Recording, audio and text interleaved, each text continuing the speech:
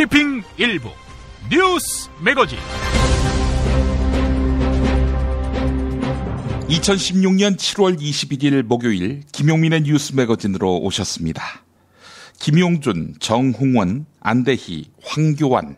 네, 이 사람들은 박근혜 대통령 정부 국무총리로 천거됐거나 임명된 사람들입니다. 공통점이 있습니다. 판사 출신, 검사 출신, 모두 법조 출신이란 점입니다. 그런데 나라가 탈법으로 몸살을 앓고 있습니다. 윗물부터 그렇습니다.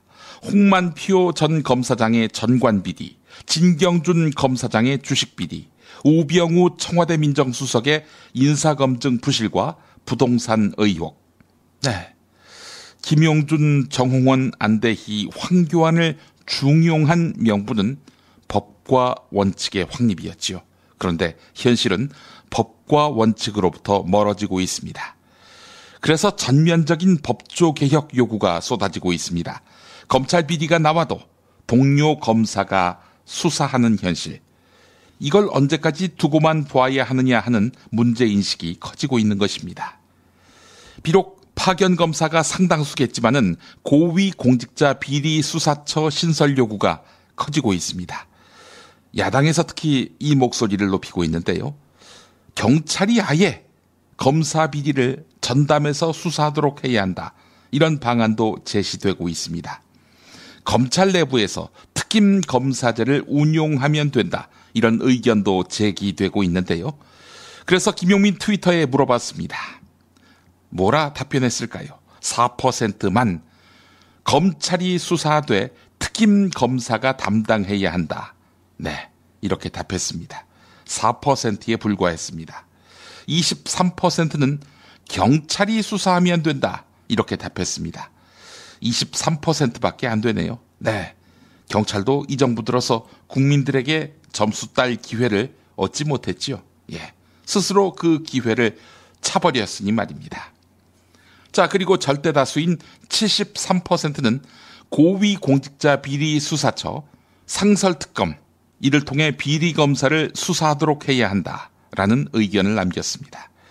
이번 설문은 어젯밤 10시 반까지 1,578명이 참여한 결과치입니다. 반드시 알아야 할 뉴스로 이어가 보겠습니다.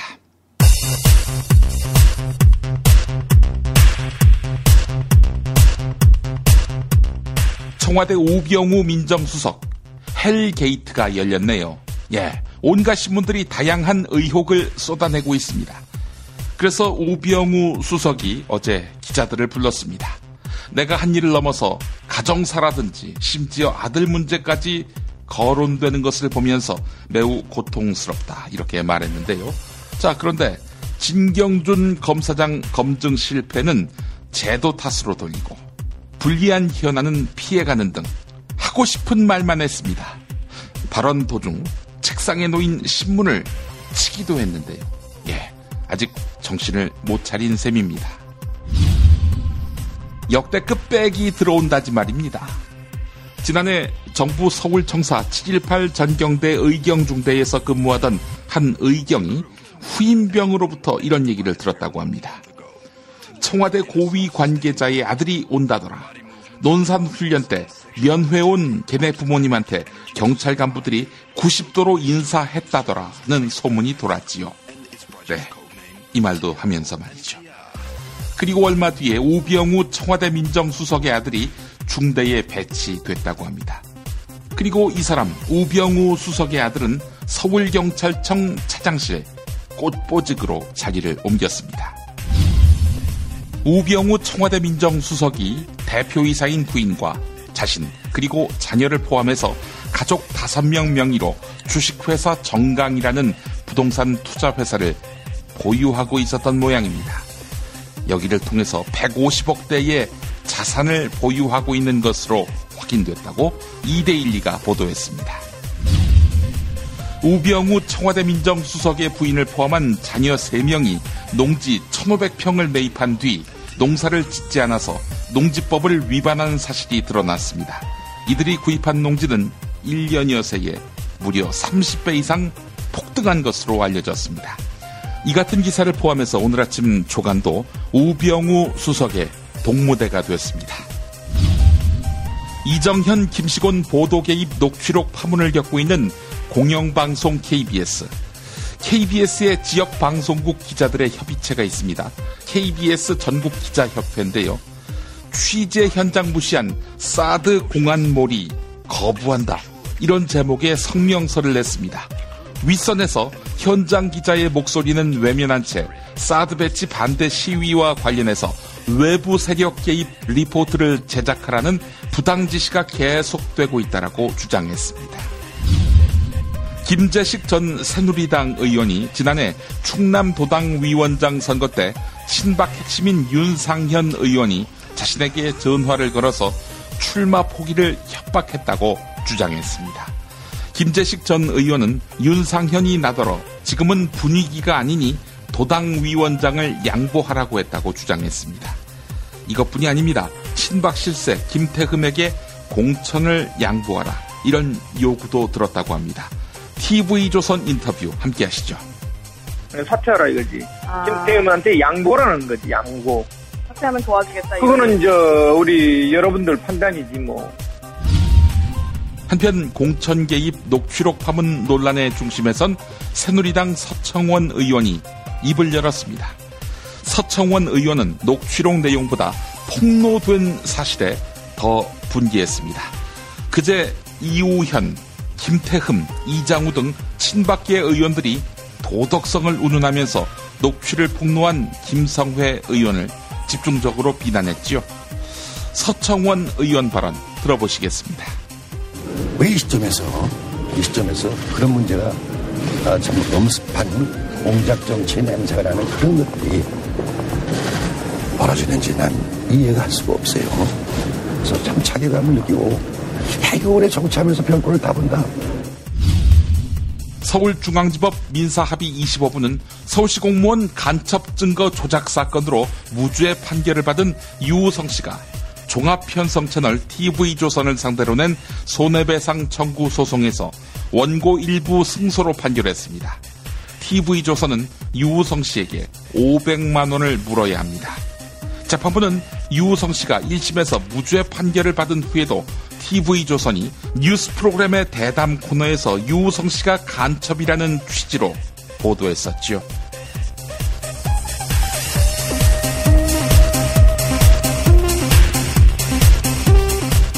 김용민의 뉴스 매거진 광고 듣고 오겠습니다. 조광래 중고차 대표 조광래가 들려드리는 오늘의 한마디. 가다 보면, 하다 보면, 참다 보면 뭔가 좋은 일이 생기지 않을까요?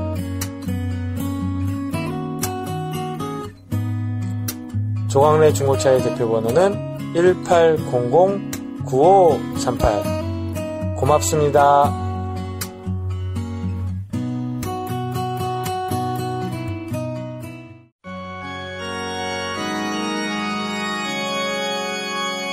거품없는 만남, 아름다운 결혼 1600-1475 클럽센트가 맺어드립니다.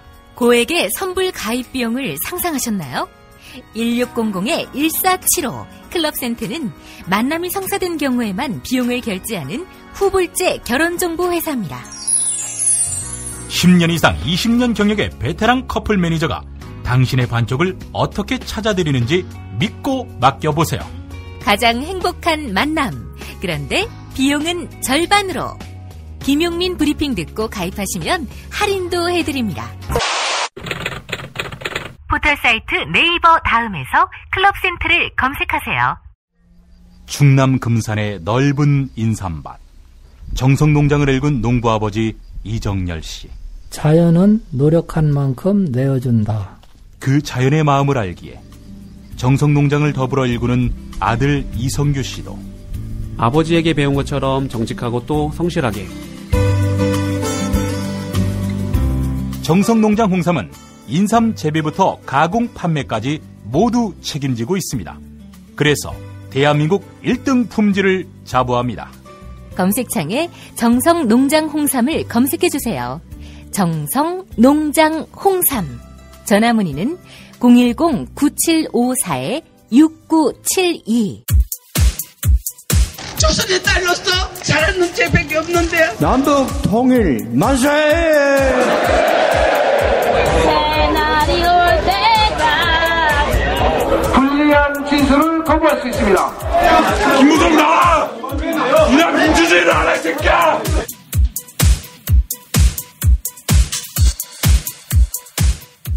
뉴스는 현장이다로 이어갑니다. 더불어민주당 조응천 의원 아시죠? 청와대 민정수석실 공직기강 비서관을 지냈습니다. 박근혜 정부에서 말입니다. 이른바 정윤회 문건 때문에 박근혜의 사단으로부터 축출당한 조응천 의원. 어느 누구보다도 청와대 사정을 잘 알 조응천 의원입니다. 어제 CBS 라디오 김현정의 뉴스쇼에 나와서 비교적 소상하게 우병우 수석이 왜 진경준 검사장의 인사검증을 부실하게 했는지 짚어보았습니다. 민정수석실을 청와대의 절반 이상 이렇게 부른다는데 그렇게 중요한가요? 대한민국 권력기관에 대한 모든 정보를 다 받고요. 그다음 검찰, 경찰, 국정원, 국세청, 감사원 등 권력기관의 그 활동 방향 같은 걸 설정을 하고, 그렇기 때문에 상당히 힘이 파워가 세죠. 거기가 무너지면 우리나라 공직사회 전체 기강이 무너진다, 이렇게까지도 볼 수 있는 거예요. 어쨌거나 우리 공직사회의 중추입니다. 예. 근데 지금 하룻밤 자고 나면 계속 새롭게 비리 의혹이 터져 나온 이 상황, 그것도 개인 비리 의혹들 말입니다. 네. 보면서는 어떤 생각 드세요? 참 참담하네요. 어떻게 공직이 이렇게 타락할 수가 있을까? 또 국민들은 또 어떻게 보실까? 이용준 검사장의 88억 낙선 주식 보도가 처음 언론을 통해서 났을 때, 서초동 검사들 사이에서는 이거 냄새 난다, 문제 있다. 다 그랬죠. 예, 그렇게 얘기를 했다고 합니다. 근데 더욱더 놀라운 것은 최근에 제가 들은 얘기에 의하면, 검증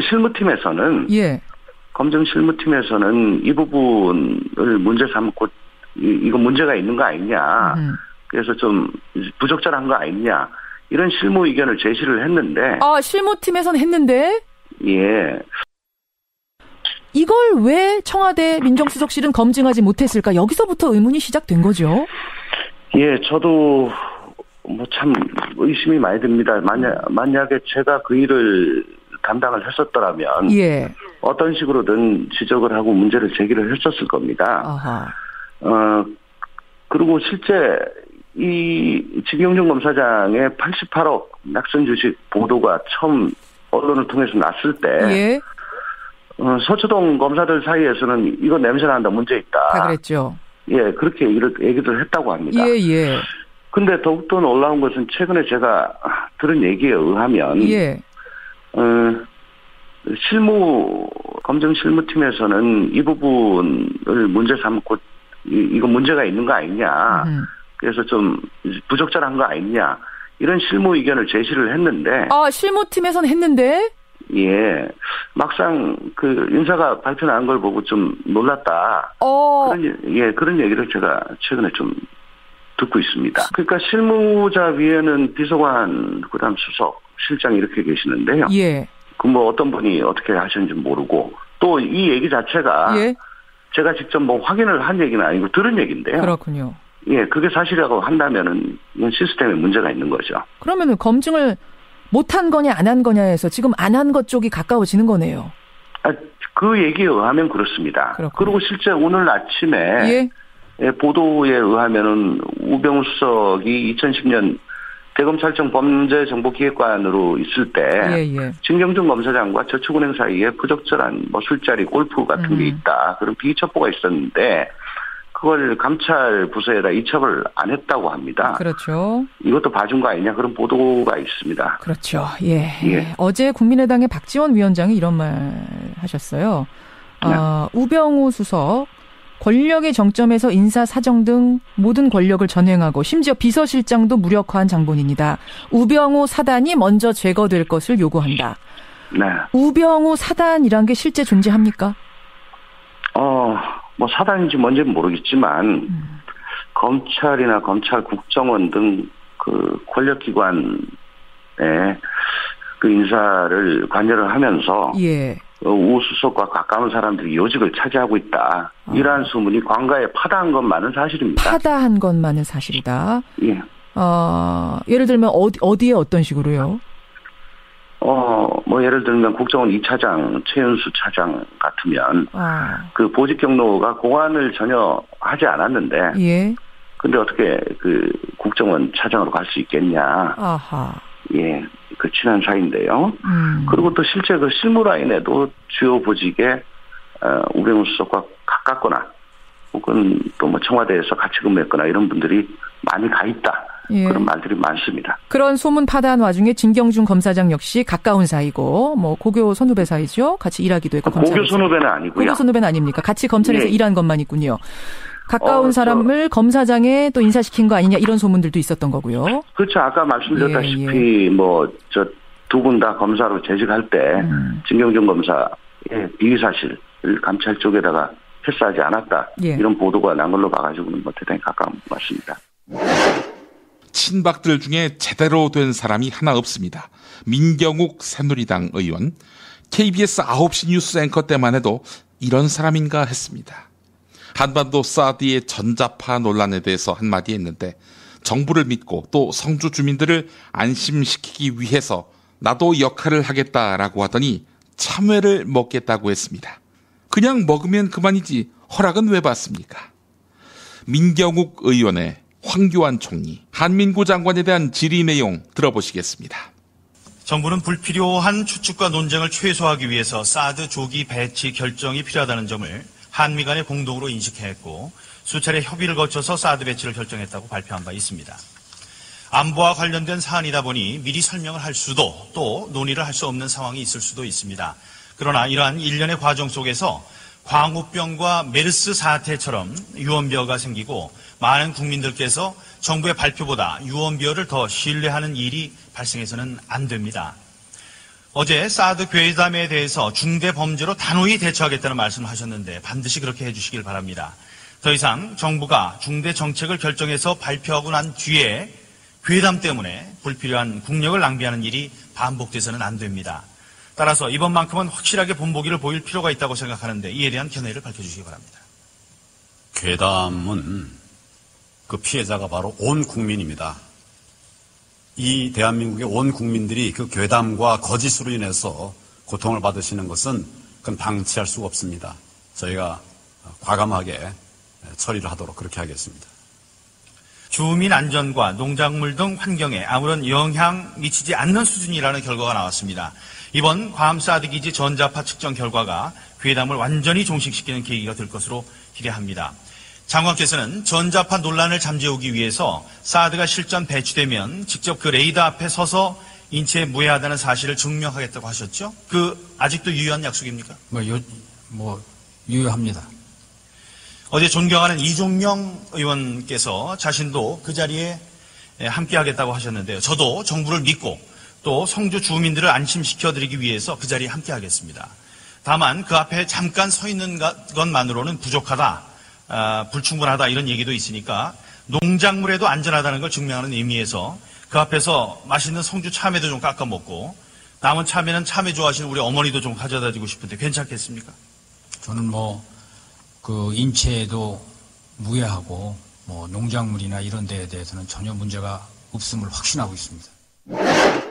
새누리당 친박계 실세인 최경환, 윤상현 의원에 이어서 현기환 전 청와대 정무수석이 4.13 총선 공천에 개입한 정황이 추가로 확인됐습니다. 녹취 파일에는 현기환 수석이 나하고 약속하고 얘기한 것은 대통령한테 약속한 것이랑 똑같을 것이다. 이렇게 말하는 내용이 나옵니다. 대통령 이름 팔아서 세도가 흉내를 낸 것인지 아니면 정말 대통령의 뜻을 대변하는 소임을 맡은 것인지 알 수가 없습니다. 청와대는 이번에도 어김없이 개인의 일탈로 치부했는데요. 비박계의 당권주자 김용태 의원과 주호영 의원이 각각 YTN 라디오 신율의 출발 새아침과 TBS 라디오 열린 아침 김만흠입니다에 나와서 했던 말 들어보시겠습니다. 과연 다른 지역구에서는 이런 일이 없었겠는가? 저는 요 지금 해당 녹취록 나온 거에 국한해서만이라도 빨리 비대위가 검찰 고발이라는 것을 하기를 바랍니다. 최경환 의원이나 아니면 윤상현 의원 측은 음모론도 지금 제기하는 모양이에요? 참 뭐 있을 수 없는 주장입니다. 예. 이런 사실관계에 대해서 예. 본인들이 스스로가 예. 진상을 오히려 국민한테 다 실토하고 자숙해야 할 사람들이 그렇게 말하면 되겠습니까? 저는 그거는 사리에 맞지 않은 말씀이라고 생각합니다. 그러니까 전당대회를 앞두고 있는 시점에서 일부 어제 보도에 따르면 서청원 전 대표의 불출마 선언으로 이제 좀 잦아들 것이다. 이런 얘기를 한 친박계 핵심도 있다고 보도가 됐는데요. 아니요. 이 진실은 예. 땅에 묻는다고 사라지는 게 아닙니다. 아하. 오히려 예. 땅에 묻으면 점점 자라나서 예. 그것이 순간 폭발한다면 정말 모든 걸 휩쓸어버립니다. 거의 무슨 아랫사람 지시하듯이 이렇게 얘기하는 소리를 듣고 좀 깜짝 놀랐는데요. 저는 이것이 대통령의 뜻이라고는 생각하지 않습니다. 그야말로 이제 대통령 팔이죠. 대통령의 이름을 팔아서 본인들의 정치적 위상을 가시하고 무언가 엄청난 일을 자신들이 하고 있는 것처럼 상대방에게 그 위압감을 주고 저는 참 이런 것들이 지금 이 21세기 2016년도 대한민국에서 버젓이 일어나고 있었다는 게 정말 기가 막히고요. 바로 이런 게 새누리당이 특정 패권이 자주유지했다는 거에 뭐 증거 아니겠습니까? 이거보다 더 명백한 증거가 어디 있겠습니까? 지금요. 형에 대해서 별의별 것 다 갖고 있다라는 그 발언을 지금 하시지 않으셨습니까? 그렇다면은 윤상현 의원은 별의별 것을 진짜 다 갖고 있는지는 모르겠지만 만일 다 갖고 있다라고 가정을 했을 때에는 네. 어디서 이런 거를 갖고 있었을까요? 바로 이제 이 부분에 또 다른 이제 내관이 바로 그 부분입니다. 그러니까 이런 걸 쉽게 해서 이제 사찰 정보라고 하는데요. 예. 사찰을 해서 정보를 축복하지 않았으면 그런 말이 나왔겠습니까? 아니, 근데 본인이 직접 할 수는 없는 거 아니겠어요? 만일 이런 본인이 할 수는 없겠죠. 뭐 국회의원님 본인이 그런 것들을 다 그렇죠. 정보를 받을 수는 없으니까요. 예. 그 권력기관들 아니겠습니까? 경찰이나 검찰이나 예. 뭐 국정원.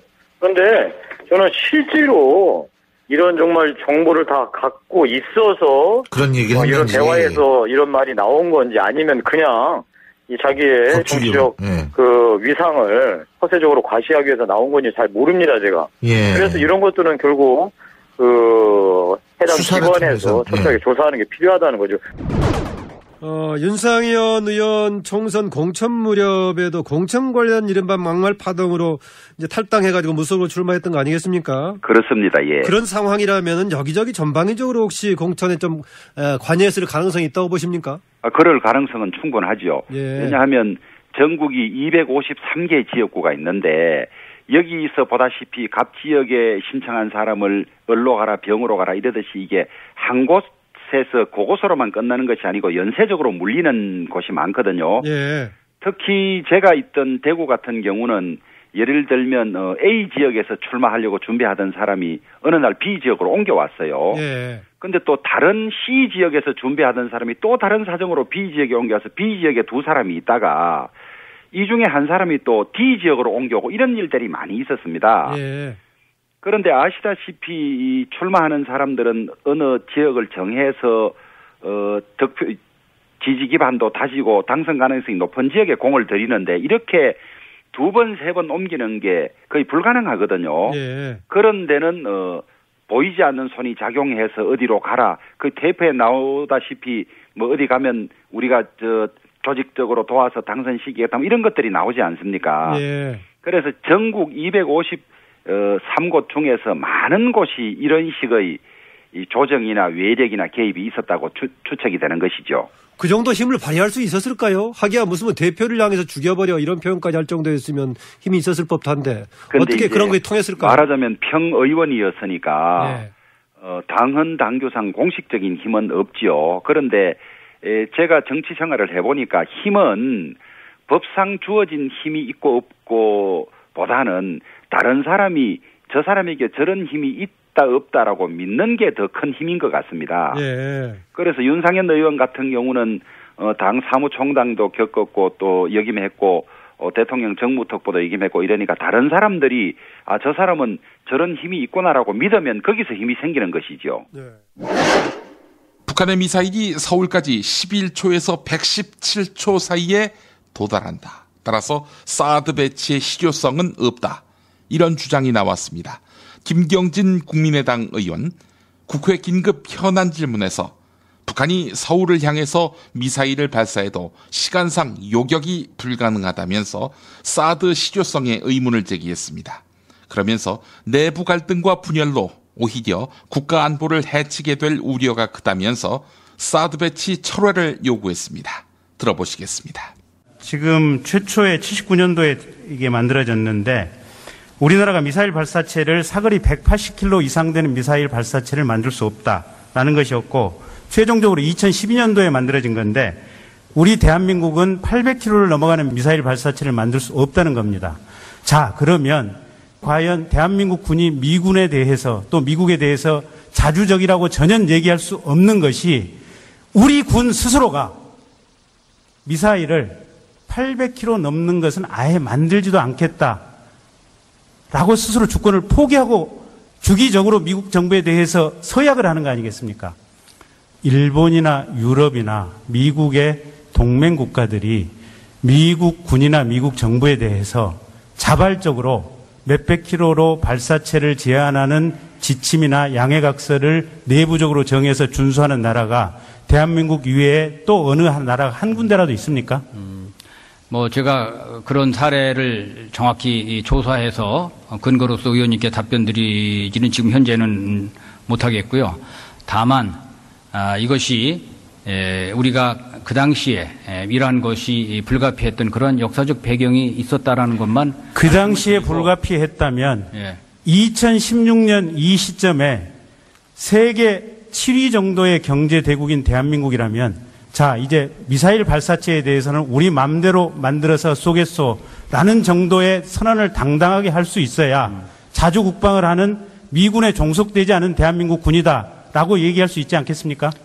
이것이 미국의 동의를 반드시 필요로 하는 것은 저는 아니라고 알고 있고 다만 우리가 한미 동맹의 정신에 비추어서 최초의 그러한 양국 간의 약속이기 때문에 약속을 이행하는 측면에서 지금까지 이렇게 진행해오는 것으로 알고 약속이 아니고 우리 자발적으로 미국에 대해서 이 이상 사거리 되는 것은 개발하지 않겠다고 스스로 주권을 포기하는 거 아니겠습니까?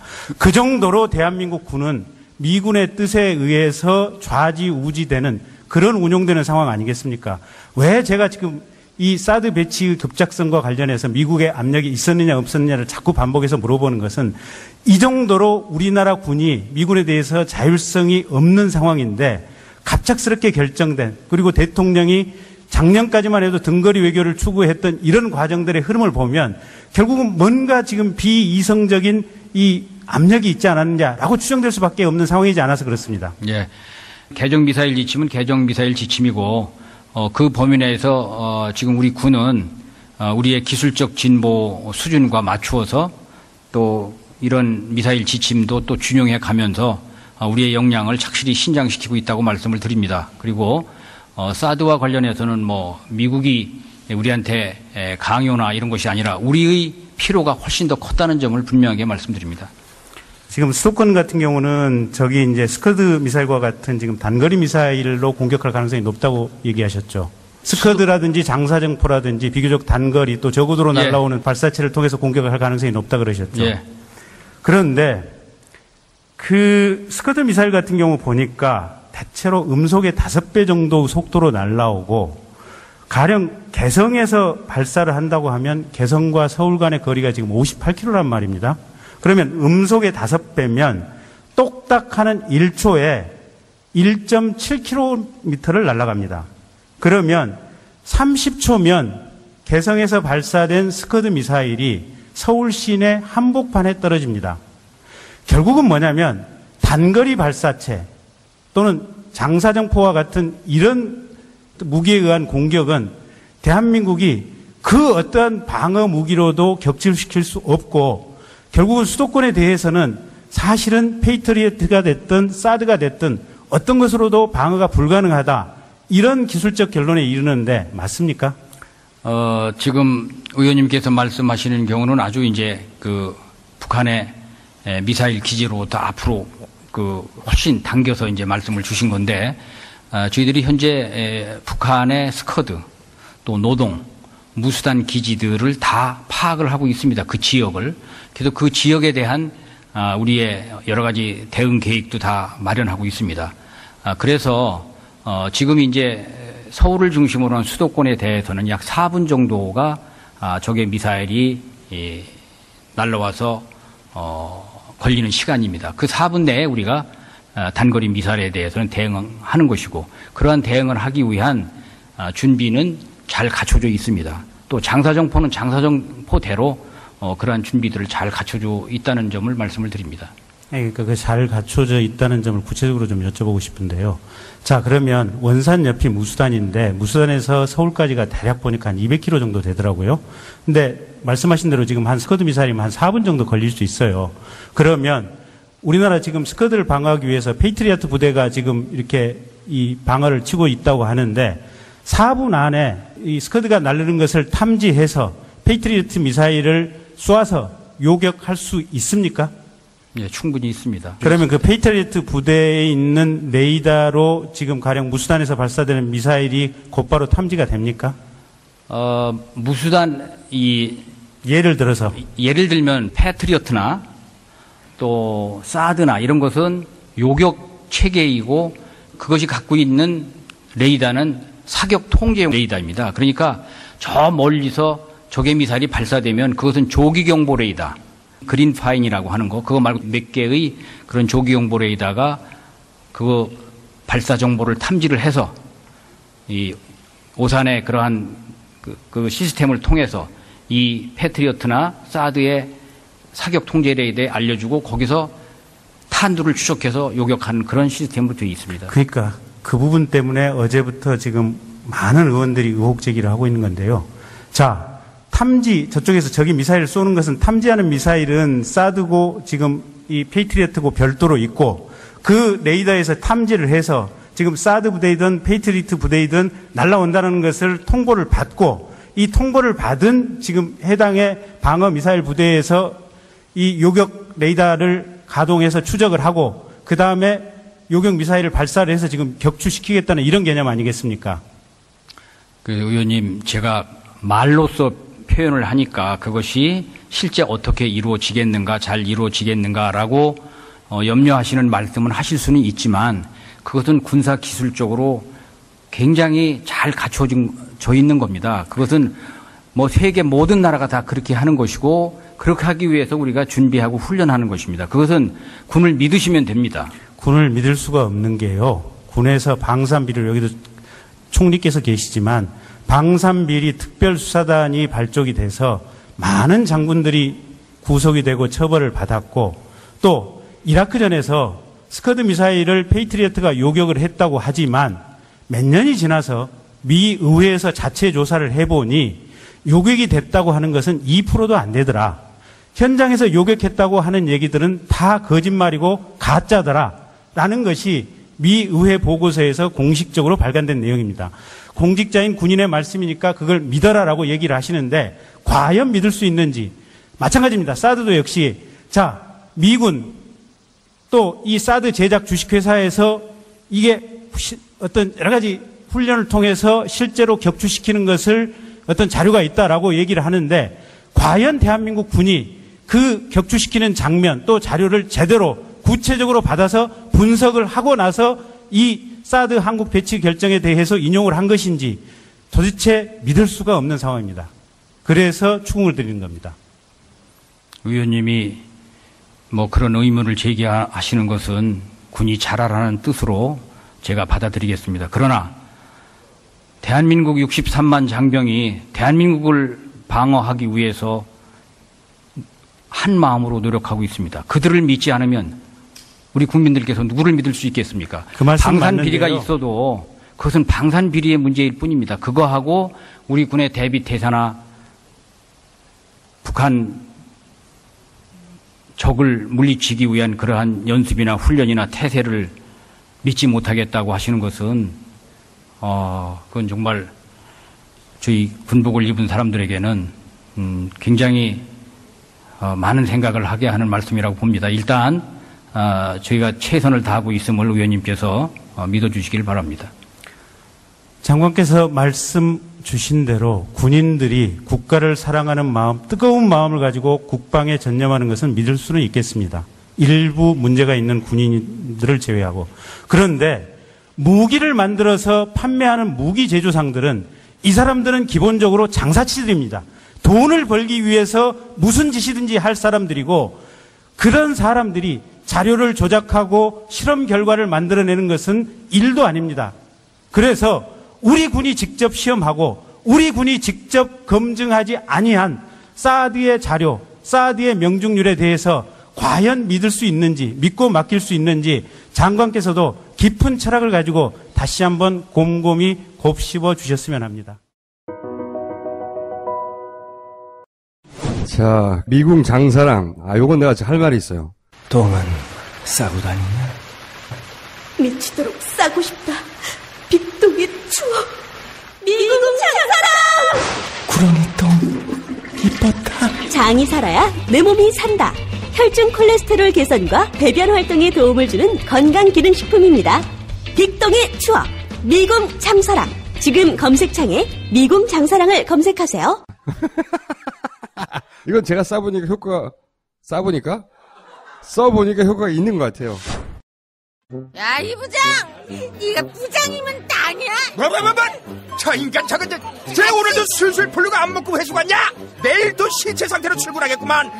아유. 고려 생활건강 술술 풀리고 음주전 한포가 당신을 지켜드립니다. 특허받은 천연 유래 성분 숙취 해소제 술술 풀리고를 은하계 최저가로 딴지마켓에서 만나보세요.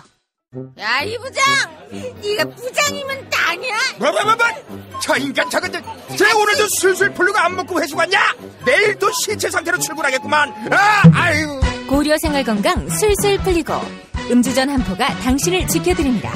특허받은 천연 유래 성분 숙취 해소제 술술 풀리고를 은하계 최저가로 딴지마켓에서 만나보세요. 아이고, 덥다 더워. 이제 우리 몸 생각해서 이 보양식이라도 먹어야 되는 거 아니야? 이 장어가 남자한테 좋다는데. 장어도 몸에 좋은 장어 있고 몸에 해로운 장어가 있어. 난 너가 장어를 반길 줄 알았지. 안 반가워. 자, 일단 이거 한 잔 해. 그래. 자. 우와! 이거 저 새싹 땅콩차 아니야? 어떠냐? 와, 이거 저 시원하게 먹으니까 더 좋다. 이거 저 뜨거운 물에 우려서 식힌 거 아니야? 아니야, 그냥 시원한 물에도 잘 우러나와.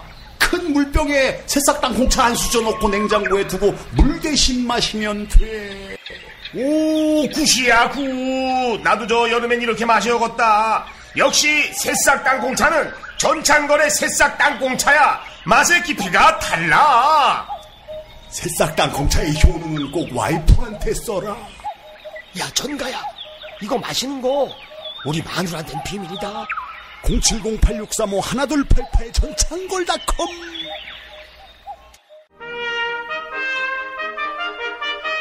피 튀기며 박학다식을 뽐내는 퀴즈, 피박 퀴즈.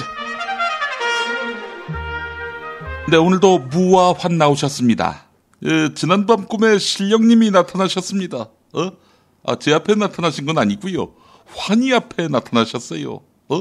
신령님이 펑 하고 나타났어. 환아, 금사식 줄까? 아니면 은사식 줄까? 그렇지 않으면 쇠사식을 줄까? 닥치라고! 뭐 속단하는 것 같은데 뉴스에 안 나오면 사람들이 몰라. 김성회 녹취, 그거 말이야. 뉴스에서 봤다는 사람들이 없다고. 텔레비전을 틀어보라고. 뉴스에는 온통 외부 세력이 들어가서 경상북도 성주를 공산화시켰다, 이런 거밖에 안 나오는 거 못 봤어? 그래. 그 방송 하나 믿고 총선 180석 꿈을 꿨던 우리 아니냐? 야, 근데 어떻게 됐니? 이 장마철을 맞아서 잠시 소나기가 내리는 것일 뿐이야.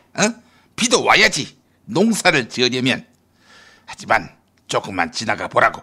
서서히 KBS와 MBC가 치졸하게 전화로 녹음짓이나 하는 비정하고 유치한 김성회의 만행을 조명할 테니까. 야, 환아, 근데 너는 왜 김성회가 말 잘 들어서 옆 지역구로 조용히 옮겨가 줬는데 뒤통수를 쳤냐? 넌 이 새끼야 그게 더 나빠. 차라리 김성회 보고 야, 너 정계 은퇴하고 썩 꺼져 이러던가. 하여간 나는 모르는 일이야. 다 잊어버렸다고. 검찰 나가서도 그런 얘기 해봐라. 수사하는 검사가 우병우라도 좆가라고 할걸? 아니 내가 검찰에 왜 나가? 뭘 잘못했는데? 이제 잠시 후 정치 한 건에서 시간에서 김태규 기자가 소상히 알려줄 거다. 선거법 237조 5항을 보면 경선 후보자로 선출된 자를 폭행, 협박 또는 유인하거나 체포 감금하는 자는 5년 이하의 징역 또는 1,000만 원 이하의 벌금에 처한다. 이게 있더라고. 이 법하고 나하고 무슨 상관이야? 경선 후보자, 즉 김성회를 협박한 경우 아니니? 거기 출마하지 말라고 말했고, 정확하게 맞아떨어지잖아, 이 새끼야. 김성회한테 말 한마디 한 게 협박이라고? 김성회한테 협박이 통해? 그 핵주먹한테 말이야. 김성회가 날 협박했다면 말이 될지 몰라도 말이야. 이 새끼야, 칼을 목에 들이대고 돈 내놔 이래야만 협박이냐? 지역구 출마 포기하지 않으면 김성회에 관한 파일을 깐다며? 이게 협박이 아니면 뭐니? 그건 참 윤상현이가 했나? 하지만 상현이가 성회한테 이랬잖아. 이게 다 내 뜻이자 환희의 뜻이자 청와대 누나의 뜻이라고. 삼위일체 친박신이 주동자라고 했잖니. 친박 진박 운운하는데 야, 이젠 바꿔라. 친박이 아니라 협박이라고 말이야. 닥치지 못해. 허나 사자성어 중에 이게 있더라. 금등지사. 뭐라고? 금등지사? 그게 뭐야? 우리나라에 금등도라는 도가 있어? 금등도지사? 어느 당 도지사야? 이 무식한 새끼. 야, 쇠줄로 단단히 묶어두어서 비밀스러운 기록을 넣어두는 상자, 이런 뜻의 금등지사지. 억울하거나 비밀스러운 일을 글로 남겨서 후세에 그 진실을 전하고자 할 때 사용되는 말, 금등지사. 김성회가 금등지사를 남긴 셈이지. 하여간 백날 그래봐. 대선까지 1년 이상 남았고 방송에서는 관심도 없을 것이고 연예인 뉴스라는 고급 세제가 우리한테 있지. 묵은 때라도 하얗게 세탁해주는, 마치 향수기의 하얀 브라우스처럼 말이야. 연예인 뉴스 이걸로 시원하게 세탁하면 된다고. 근데 말이야, 이건 아무래도 냄새가 나요. 무슨 냄새? 고도의 스킬이 들어간 것으로 보인다고. 전당대회를 앞두고 친박을 망치게 하려고 외부 세력이 개입한 것은 아닌지. 외부 세력? 이제 드디어 나오는구나. 야, 외부 세력이 누구니? 경상도만 잘 나가는 당인데 딴 지역 말씨를 쓰거나 새누리당 당원이 되고 최소한 20년이 지나야 하는데 안 지나고 청와대 누나를 기쁘게 해야 하는데 슬프게 하는 놈들, 이런 놈들이 외부 세력이지. 그래? 그렇다면 윤상현이부터가 외부 세력이겠구나. 충남 청양 출신에다가 입당하고 10년이 안 지났지? 그리고 지난번에 날 죽인다고 한 데 이어서 이번엔 녹취까지 까발려지면서 청와대 누나를 슬프게 하고 있지 않니? 닥치라고. 이게 그거하고 같아. 허나 맞을 땐 좀 맞자. 언제까지 기만술로 사태의 본질을 가리려고 해? 너 속담에 손바닥으로 김성회 협박 사건 본질을 가린다. 이 말 못 들어봤냐? 뭐라고? 손바닥으로 뭘 가려? 이거 내가 실수를 했네. 우병우가 손바닥으로 진경준 비리를 가리다. 아니 거기서 우병우가 왜 나와? 이거 착각했어.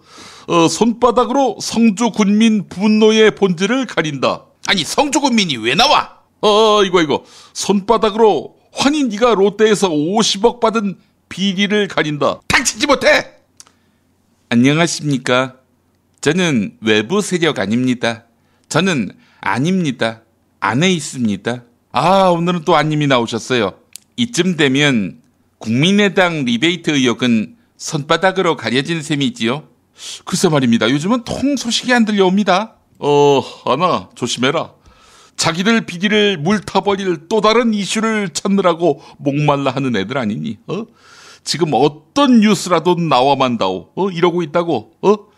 국민의당에는 올드보이가 많잖니. 구린 게 많을 거라고. 단속 확실히 해라. 당신이 마약할 수는 없나? A라는 사람이 있는데 이 사람하고 마약을 엮으려고 해도 화제가 안 돼요. 아무래도 A는 감이 안 되니까 닥치지 못해 이 새끼야. 안님, 이 최근 그 새누리당 상황을 어떻게 보셨어요? 낡은 정치, 국민의 기대를 저버리는 정치는 이제 끝장내야 합니다. 혁신의 정치, 진심의 정치로 다가가겠습니다. 제가 딴 건 다 별로였는데 국민의당의 사드에 대한 입장만은 평가합니다. 예, 전략적 모호성, 그런 게 어디 있습니까? 국민의당처럼 선명하게 안 된다 이 입장, 예, 저는 박수를 보냅니다. 저희는 사드 말고는 다 전략적 모호성이었습니다. 세월호 진상규명도 그랬고요, 테러방지법도 그랬고요, 각종 노동 민생 현안에 있어서도 어느 편에도 서지 않았습니다. 그래서 우리가 안덕을 봤지. 더민주하고 한 편 먹어보라고. 이거 아주 골치가 아파져요. 하지만 위기가 사람을 만든다고 리베이트 의혹으로 헥헥댈 때 사드 문제가 돌출된 거 아니겠습니까? 저는 확실하게 대응해야 한다. 흐리멍텅해서는 안 된다고 생각했습니다. 자, 그래서 이제 반대하신 건데요. 반대하심에도 불구하고 만약에 정부가 밀고 가면은 어떻게 하시겠습니까? 그렇다면은 안 된다고 한 옥타브 더 올려서 반대해야지요. 그럼에도 불구하고 정부가 밀어붙이면요? 그러면 2 옥타브 더 올려서 반대해야지요. 그럼에도 불구하고 정부가 계속 밀고 간다면 어떻게 하시겠습니까? 그러면 3 옥타브 더 올려서 반대해야지요. 그럼에도 불구하고 정부가 안 된다, 이거 밀고 갈 수밖에 없다 라면서 계속 추진하면요. 아까 3 옥타브라고 했습니까? 그러면 4 옥타브 올려서 반대해야지요. 사회자, 그 다음 대사부터는 엑셀로 해라, 엑셀. 다음 줄에서는 자동 연산이 돼서 옥타브 1을 더하는 식으로 말이야. 그래요? 그렇다면 32만 4,875번 계속 밀고 간다고 하면 어떡합니까, 정부가? 그러면 32만 4,876 옥타브 올려서 반대해야지요. 그러다가 한 77만 옥타브 올리면은 사드 완공했겠구만. 글쎄 말입니다. 자, 안님, 그렇게 반대하셨는데 사드를 다 지으면 어떻게 하시겠습니까? 그때는 아마 제가 대통령이 돼 있지 않겠습니까? 알겠습니다. 자, 오늘 문제 내주시죠. 이님이 영상편지 준비하셨습니다. 함께 보시죠. 영상편지. 동보야, 올여름에는 수영장 추워도 갈 생각이 없냐? 네 고추가 목욕 좀 시켜달라고 하더라고. 샤워했을 적에 배가 가려가지고 물이 닿질 않는다고 해서 씻질 못했대요. 동보야, 형은 휴가인데 밤에 한 잔도 하려고 하는데 이럴 때 꼭 휴대해야 할 게 있잖니. 술술 풀리고라고. 술술 풀리고를 먼저 먹어주고, 그리고 술을 마셨을 적에는 다음날 일어나면은 언제 그랬냐는 듯이 벌떡 일어나가지고 완전히 일상으로 돌아간다고 봐. 나 같은 경우에도 말이야, 일어나자마자 맑은 정신으로 문재인을 씹었거든. 동보야, 너도 솔솔 풀리고 챙겨라. 솔솔 풀리고, 검색창에 그냥 솔솔 풀리고 그거 입력하면 된다고 봐. 네, 알겠습니다. 자, 문제 내주시죠. 정말 배가 가려서 고추가 샤워를 못했습니까? 그만하세요, 이젠 좀. 샤워를 못했으면 바이러스가 많이 끼었겠네, 고추에. 문제 드리겠습니다. 20년 전에 11억 거짓대들이 어디 겁도 없이 우리 한국에 라면서 어디 감히. 저는 정말 열받는 게 20년 전에 11억 거짓 떼서리들이 어디 이렇게 겁도 없이 지금 우리 한국에 중국을 폄하하는 발언을 했던 정치인이 있습니다.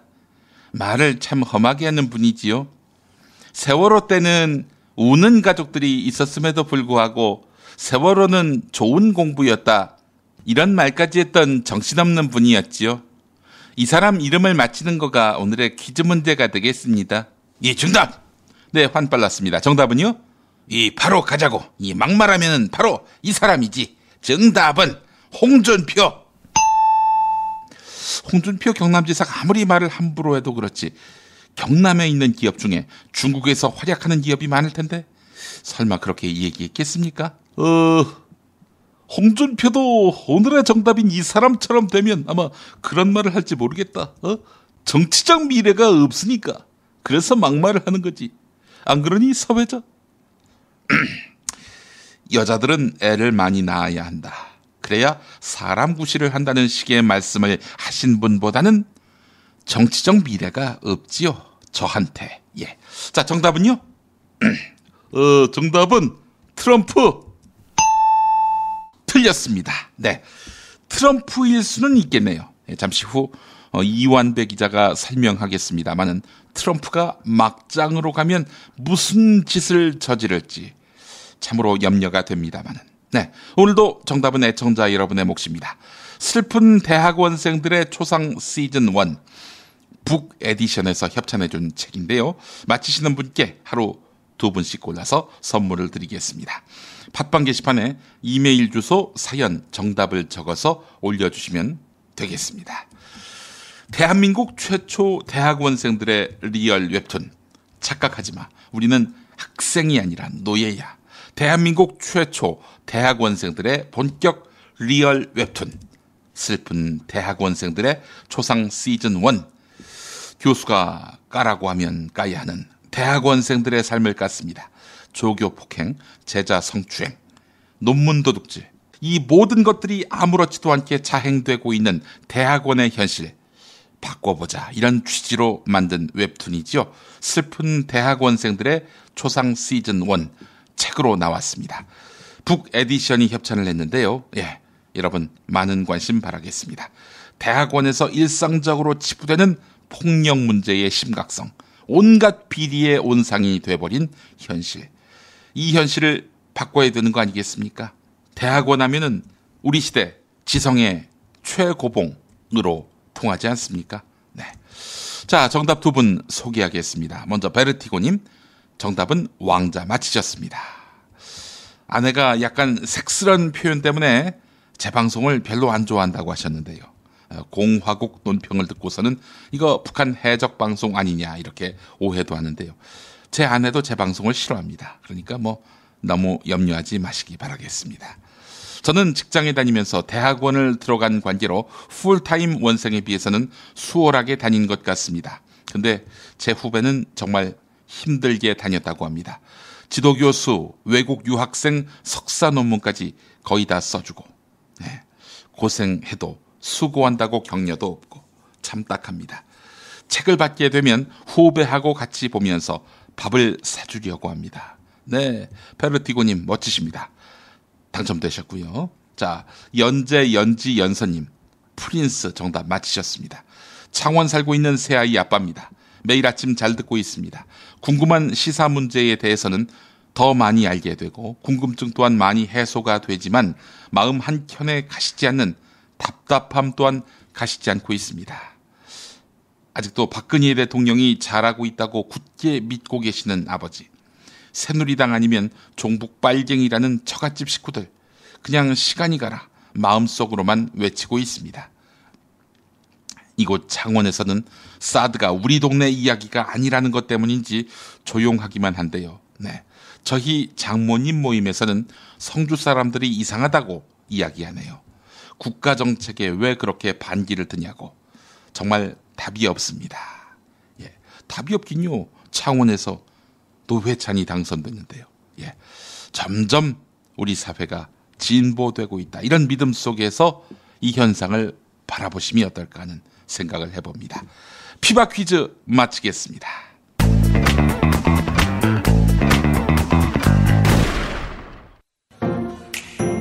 김치가 다 같은 것 같죠? 아니요, 이담채는 진짜 다르죠. 겨울 전라도, 여름 강원도, 봄 가을 충청도 최고의 배추만 골라와야지요. 소금 영광에서 직송된 최고의 국산 천점이 기본 아닌가요? 아, 고춧가루와 파, 마늘, 괴산 영천에서 건강한 놈들만 가져와야 해요. 우와, 재료가 반이라고 하던데 역시 이담채네요. 그런데 어떻게 담가야 이담채 김치 맛이 나요? 아유, 이거 비밀인데 다시마에 표고버섯, 양파, 멸치를 넣고 우려낸 육수에다가 온갖 재료를 잘 버무리고 2달 동안 저온 숙성한 양념을 써야 해요. 근데 흉내내봐야 소용없어. 30년 연구한 레시피에 30년 김치만 만든 손맛을 따라갈 수 있겠슈? 이담채 김치. 안내와 주문은 검색창에 이담채를 입력하세요. 전화는 1544-4586 1544-4586. 서울, 경기, 인천 지역의 신축 빌라 정보 빌라타임즈 하나면 됩니다. 현장 나와주세요. 네, 여기는 새로 오픈한 현장입니다. 여기만이 아니라 분양 마감 현장이라면 빌라타임즈의 레이더를 피할 수 없습니다. 빌라타임즈 정보는 알찹니까? 당연합니다. 현장에서 직접 촬영한 퀄리티 높은 사진 여러 장이다. 지도 서비스, 무료 투어 서비스, 무료 상담 서비스까지.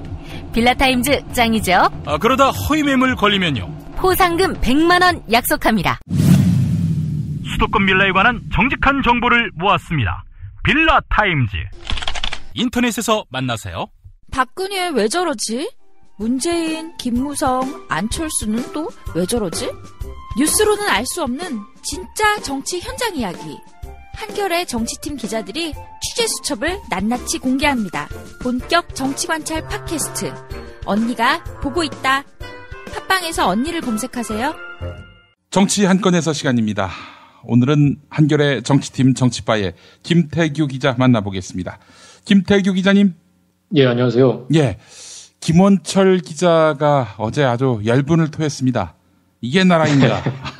이렇게 말이죠. 아무리 생각을 해도 말이죠. 정권이 과연 이 상태에서 지속 가능할까라는 의문을 갖게 됩니다. 김태규 기자님 어떻게 보셨어요? 애초에 저는 기대한 바가 없었기 때문에. 예, 이것도 예상 범위를 크게 벗어나지는 않고요. 예, 시간이 빨리 화살과 같이 지나가길 기다리는 수밖에 없겠다는 생각이 들었습니다. 580여일 남았는데, 예. 화살이 아주 멀리 날아가야 되겠네요. 예. 자, 우병우 청와대 민정수석. 예. 어제 몇 개 신문 빼놓고 다 단독 타이틀 달고 우병우 수석의 온갖 의혹들이 나왔고요. 한겨레 같은 경우에는 우병우 수석 아들이 꽃보직으로 병역을 치렀다. 예. 아직도 수행 중입니까? 그렇죠. 예.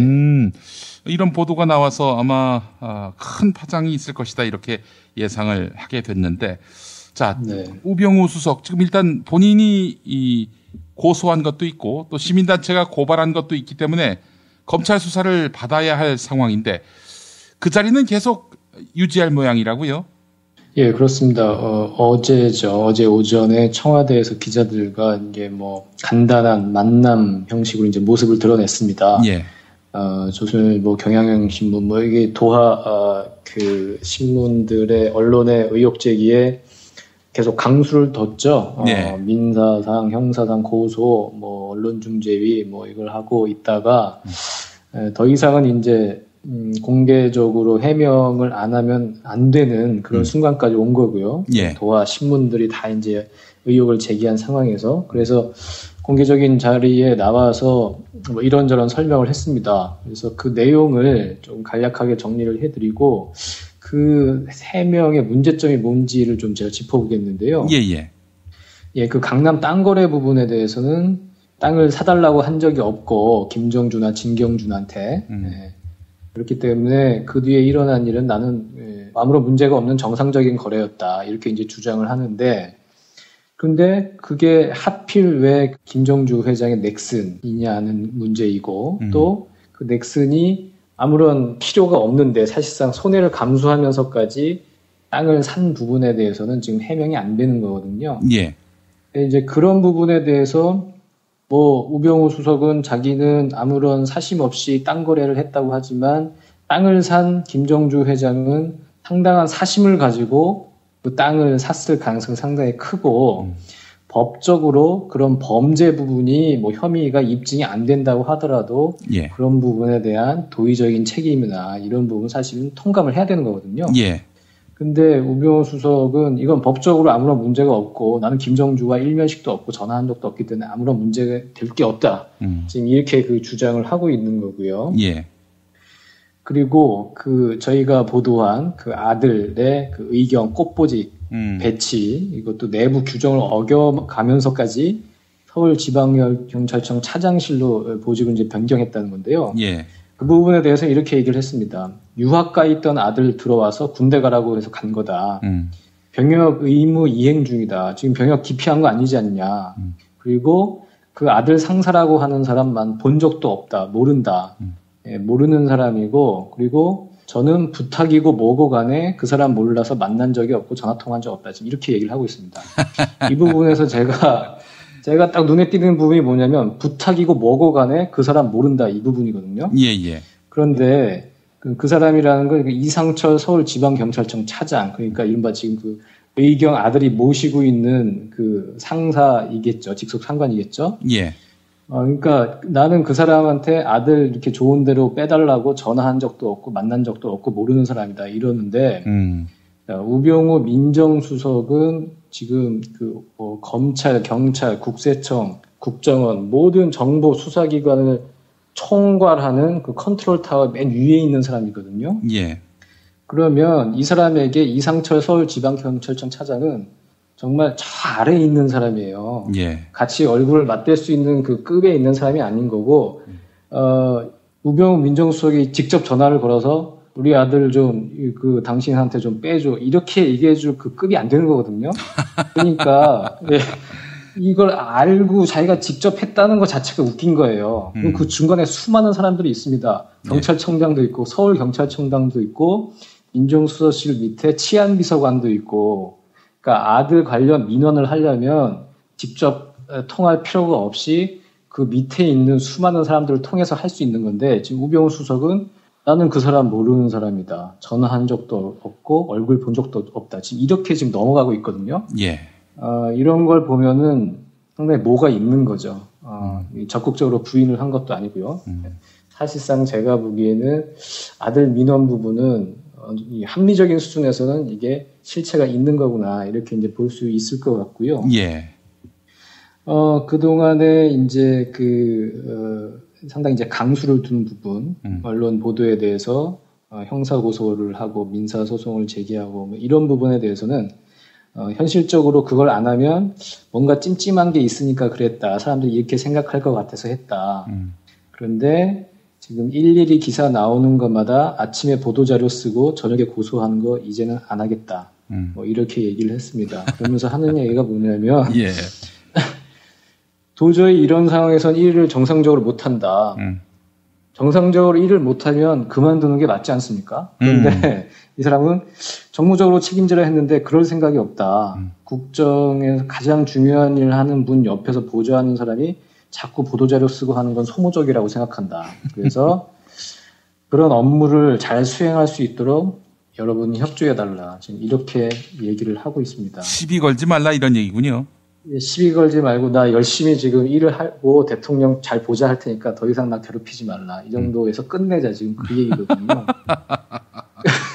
결론은 그거였습니다. 기자들 만나서 하고 싶었던 얘기는. 그러니까 어쨌든 이 사람은 수사하는 데서는 상당히 유능한 검사였고 어느 부분이 죄가 되고 안 되고 이렇게 되면 혐의가 입증이 되고 안 되고는 그 누구보다 잘 알고 있는 사람이에요.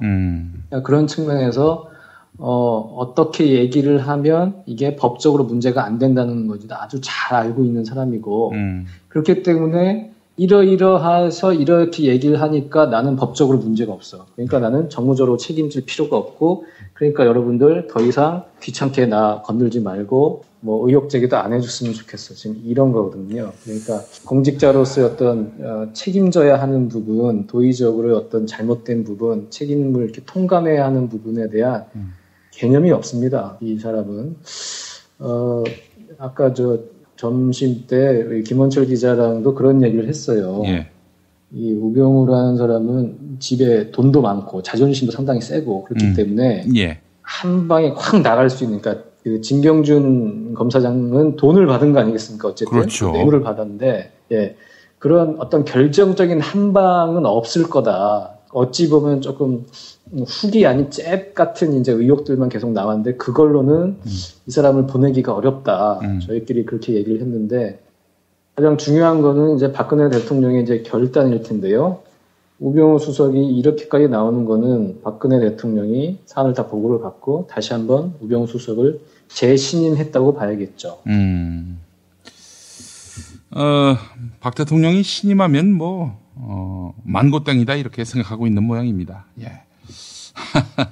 네, 이 이야기를 듣다 보니까 이회창 전 한나라당 총재가 97년 당시 아들 병역 문제 때문에 시끄러울 때 그때 국민들을 자극했던 게 이런 부분이었거든요.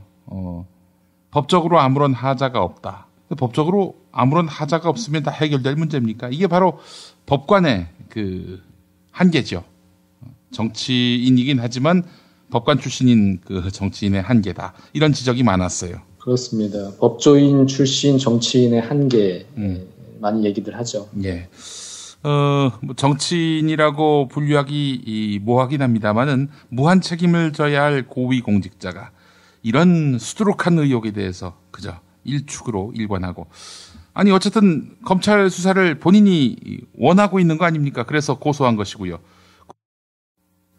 아니 그렇다면은 수사를 이 상황에서는 정상적으로 받을 수 없다는 걸 알면은 고소를 취하든지 아니면 본인이 예를 들어서 내가 지금은 수사를 받아야 하기 때문에 한시적으로 물러나지만 분명히 무죄를 입증받고 나서 컴백하겠다 이렇게 선언을 한다든지 그게 도리가 아닐까요?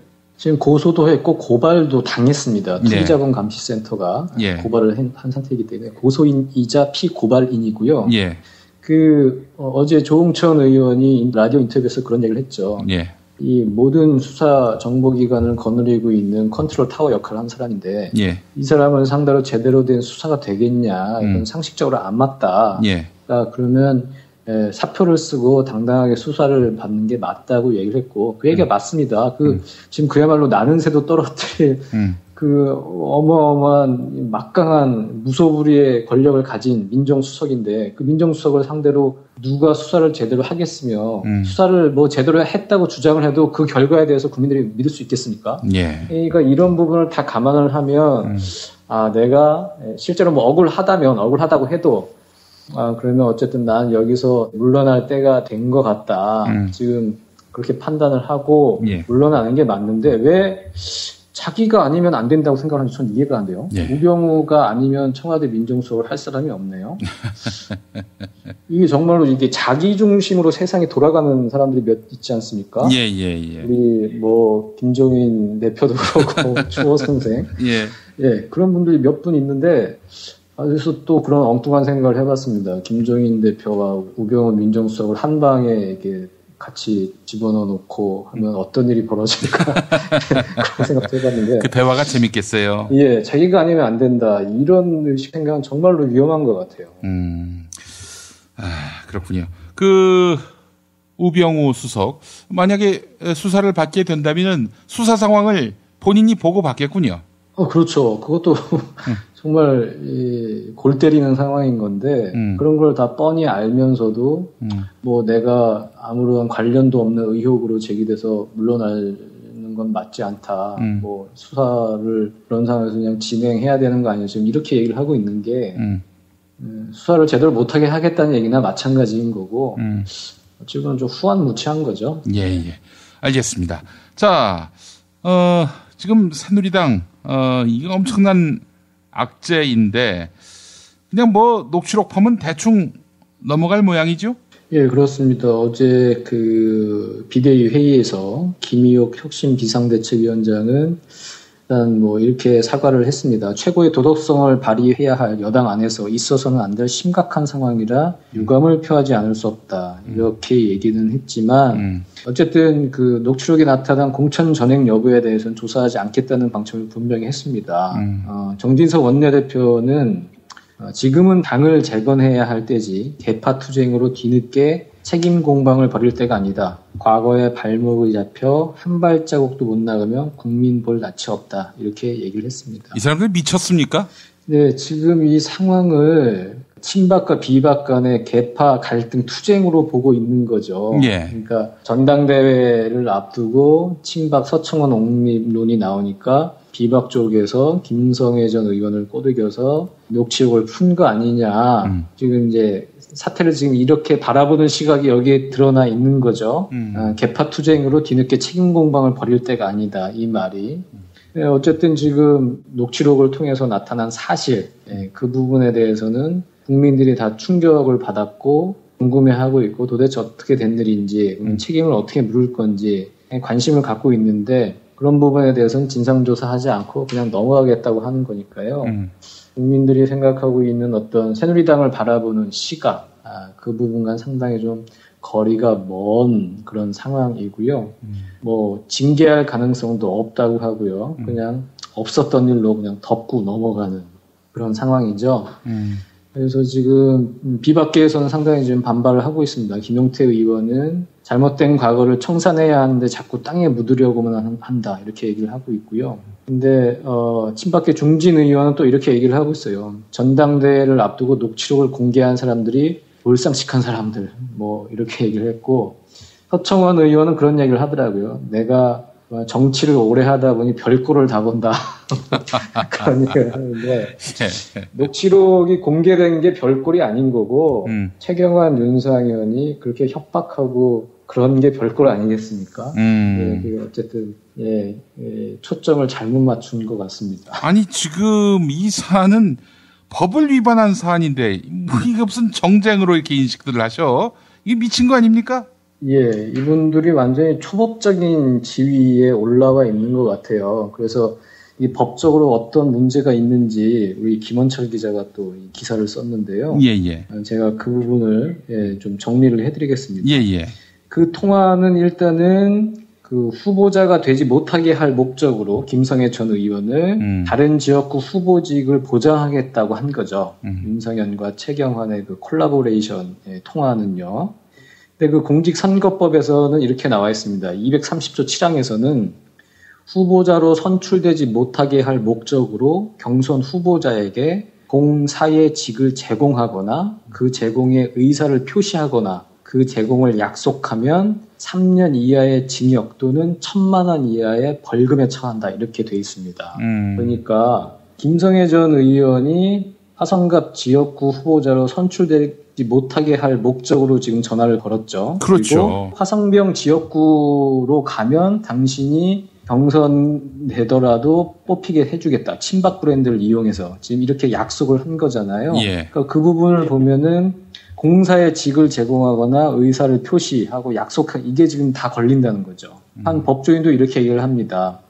법률상 어떤 지위를 취득하게 해준다면 공사의 직을 제공했다고 볼 수 있고 그 공사의 직에 국회의원 후보직도 포함된다고 지금 얘기를 하고 있거든요. 그러니까 그 화성병에서 친박 브랜드로 후보가 되게 해줄게 이렇게 얘기를 한 것 자체가 이미 선거법 230조 7항에 나와 있는 그 법에 저촉이 되는 거고 다시 한번 말씀드리면 3년 이하의 징역 또는 1,000만 원 이하의 벌금형에 처해지는 범죄라는 겁니다. 그리고 또 조항이 있어요. 선거법에 237조 5항에 보면 경선 후보자 또는 후보자로 선출될 자를 폭행, 협박 또는 유인하거나 체포, 감금한 자는 5년 이하의 징역 또는 1,000만 원 이하의 벌금에 처한다. 이렇게 되어 있습니다. 협박이네요. 협박 있죠. 윤상현 의원이 얘기했죠. 내가 별의별 거 다 가지고 있다니까 형에 대해서 이렇게 얘기를 했어요. 이건 협박입니다. 이건 5년 이하의 징역 또는 1,000만 원 이하의 벌금에 처해지는 범죄가 되는 거고요. 자, 이걸 다 감안을 해보면 윤상현 의원과 최경환 의원은 딱 걸렸습니다. 선거법 위반으로. 그런데 지금 중앙선관위는 좀 소극적이에요. 저희가 전화를 해보니까 이렇게 얘기를 했습니다. 언론에 나온 것만으로는 죄가 되는지 안 되는지 판단하기 어렵다. 고발이나 수사 의뢰가 들어오면 판단해 보겠습니다.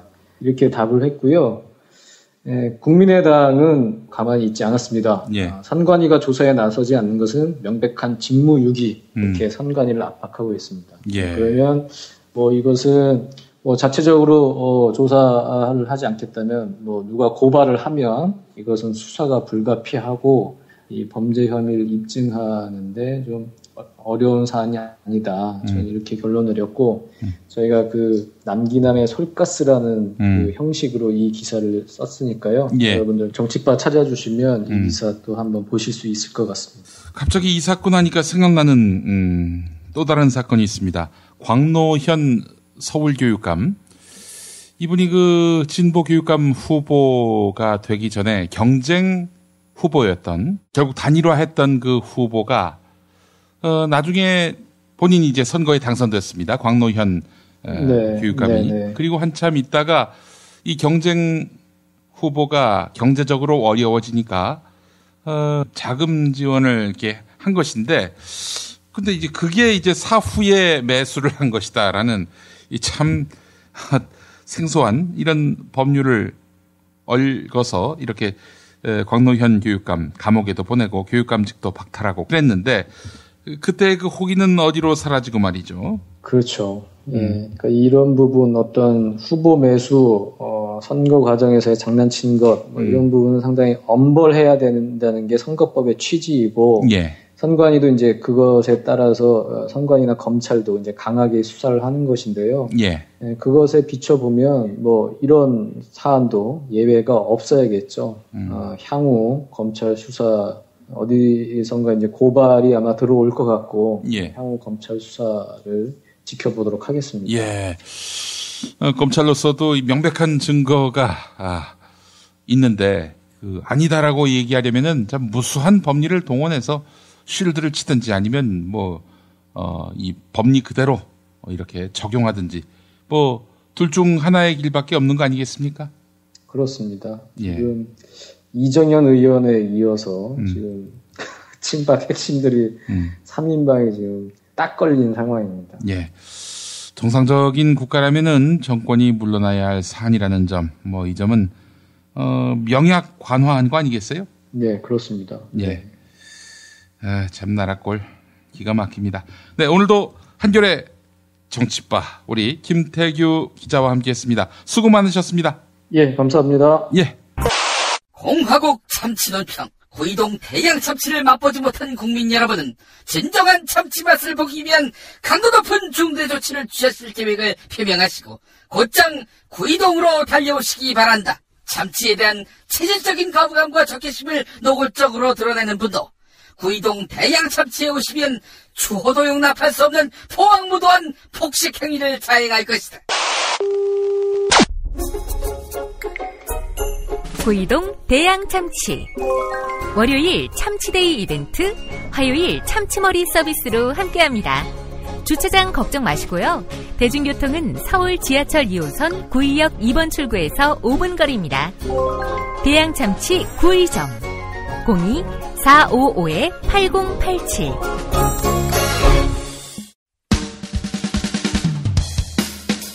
여보, 나 오늘 우리 집하고 아버님 댁 화재보험 가입했어. 뭐라고? 아이, 놀라지 마. 다 합쳐서 월 10,000원이라고. 월 10,000원 화재보험 카페에서 가입한 거라니까. 월 10,000원 화재보험 카페에서 집 2채를? 남들은 집 한 채를 30,000원에서 40,000원에 가입하던데? 화재와 배상 책임은 기본이고 도난, 보이스피싱까지 보장해준대. 정말? 대박! 텔레비전, 냉장고, 김치냉장고, 에어컨, 세탁기, 전자레인지 고장나면 수리비용까지 보장해준다고. 월 10,000원 화재보험 카페라고 했지? 나도 알려줘. 우리 친정도 가입하게. 10,000원 화재보험 카페. 전화번호 02849-9730.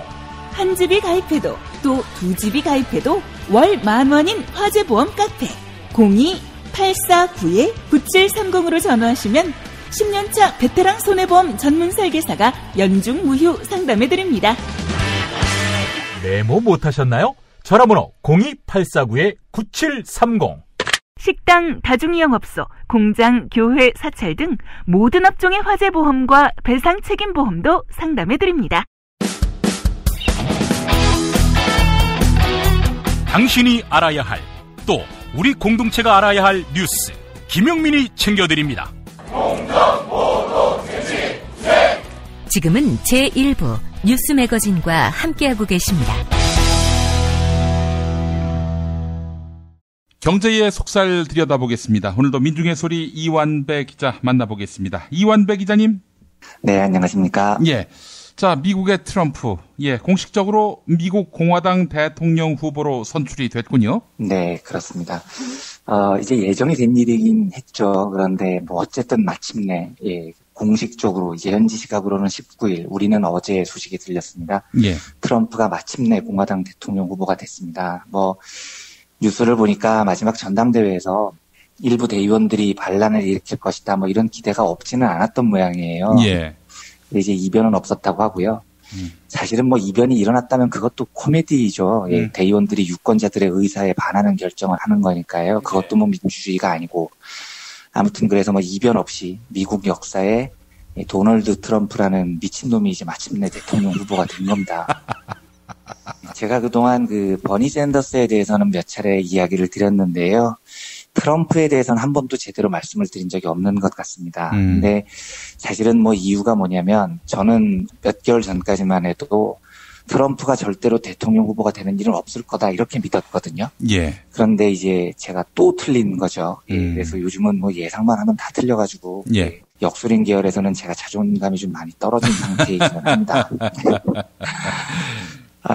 근데 어쨌든 뭐 트럼프가 결코 대통령이 되지 못할 것이라는 제 잘못된 예상을 뚫고 후보가 된 걸 보면 트럼프가 대통령이 되는 일도 이제는 배제를 할 수 없는 사태가 된 것 같아요. 그러니까 영국 브렉시트가 가결된 것처럼 어쩌면 우리가 생각했던 것보다 훨씬 더 높은 확률로 트럼프 미국 대통령 시대를 전 세계가 맞이해야 할 수도 있을 것 같고요. 허허. 그래서 오늘은 트럼프 대통령 시대가 열리면 어떻게 될 것인가 뭐 이런 이야기를 좀 해보려고 합니다. 아이고 끔찍해라. 끔찍하죠. 예, 근데 정말 저도 아침부터 생각을 해봤는데 생각을 할수록 더 끔찍해지더라고요. 우선 이제 그 트럼프는요. 아마 미국 공화당 후보 역사상 제일 독특한 스탠스를 가진 대통령이 될 겁니다. 그러니까 트럼프는 옛날 공화당 후보하고는 달리 1%의 이해관계만을 대변하지 않는 사람입니다. 그러니까 쉽게 말하면 월가를 대변하지 않는다는 거죠. 둘째로 트럼프는 역대 그 어느 공화당 대통령 후보보다도 민중들의 열렬한 지지를 받고 있다는 특징이 있습니다. 이 두 가지 굉장히 오묘한 조합 때문에 예. 저는 트럼프 대통령 시대가 열리면 19세기에 한 100년을 유지했던 대영 제국 시대에 이어서 2차 세계대전 이후에 한 76년 정도 지속된 그 팍스 아메리카나 시대, 그러니까 미국이 세계를 제패해온 시대가 어쩌면 막을 내릴 수 있을 것 같다라는 생각도 갖게 되더라고요. 예. 이게 왜냐면 지금 미국이 세계를 지배하는 가장 중요한 요소가 이제 달러를 기반으로 한 금융 그리고 군사 이 두 가지입니다. 그런데 이게 뭐 제 해석일 수는 있습니다만 지난번 조지 부시 대통령 시절부터요, 이렇게 군사하고 금융이라는 이 두 축에서 저는 역관계가 조금 무너지기 시작했다는 느낌을 받았습니다. 그러니까 과거에는 금융하고 군사가 따로따로 두 가지 축이 돼서 미국이 그 세계를 제패하는 데 도움을 줬다면, 예.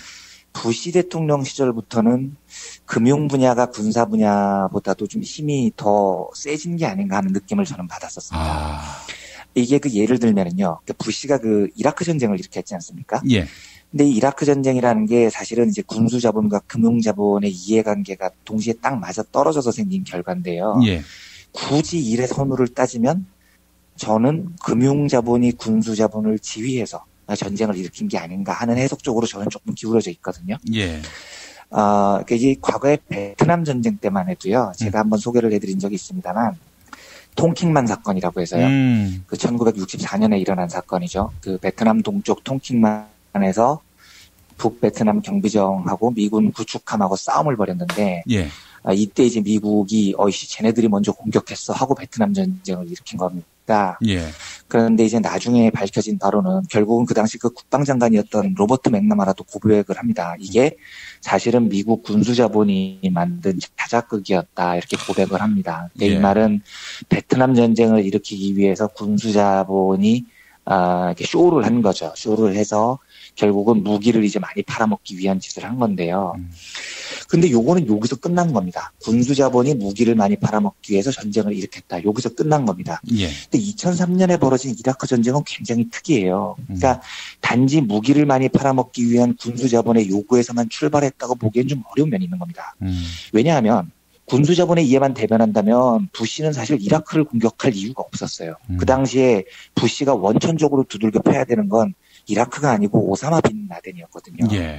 그러니까 오사마 빈 라덴을 두들겨 패면 되는 겁니다. 군수자본의 이해관계 때문이었다면요. 예. 그런데 황당하게 부시 정부는 오사마 빈 라덴한테 9.11 테러 때 쥐어 터진 다음에 갑자기 북한, 이라크, 이란 이 세 나라를 악의 축이라고 규정을 합니다. 예. 저는 그때 그걸 보면서 아니 왜? 아니 오사마 빈 라덴을 잡아야지 왜 갑자기 이라크, 이란, 북한은 왜 나와?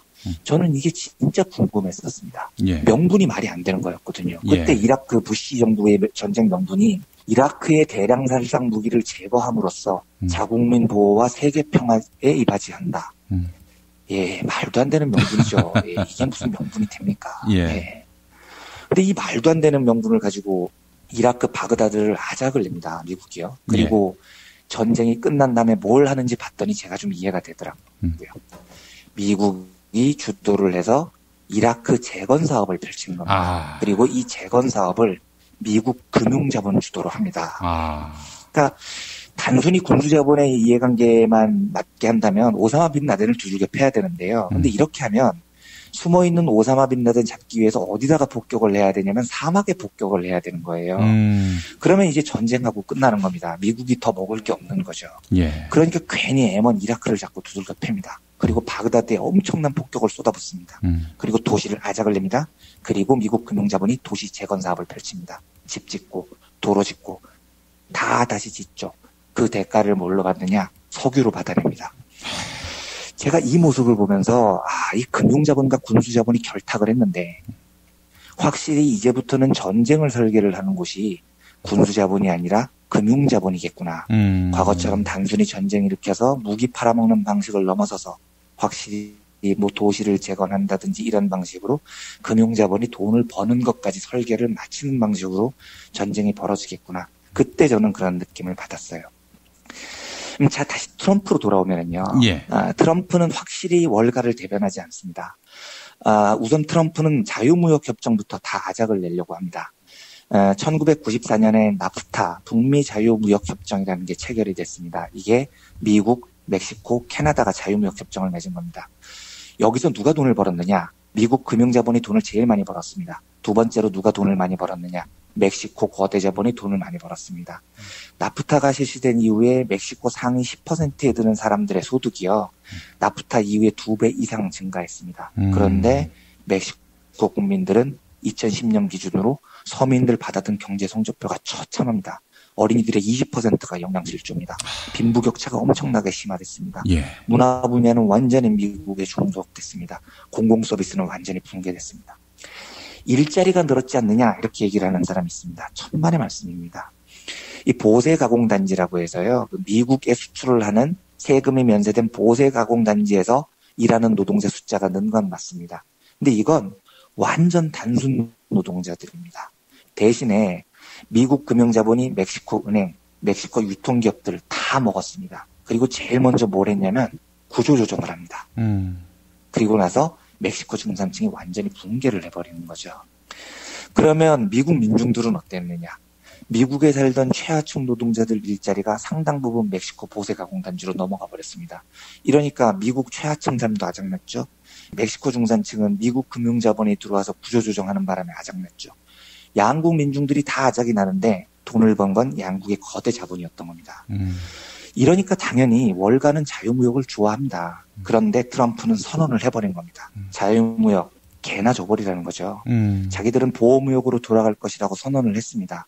아마 제 생각에 모르긴 몰라도 지금 월가 미국 금융자본들 미치고 환장을 노리실 겁니다. 트럼프가 대통령 되면요.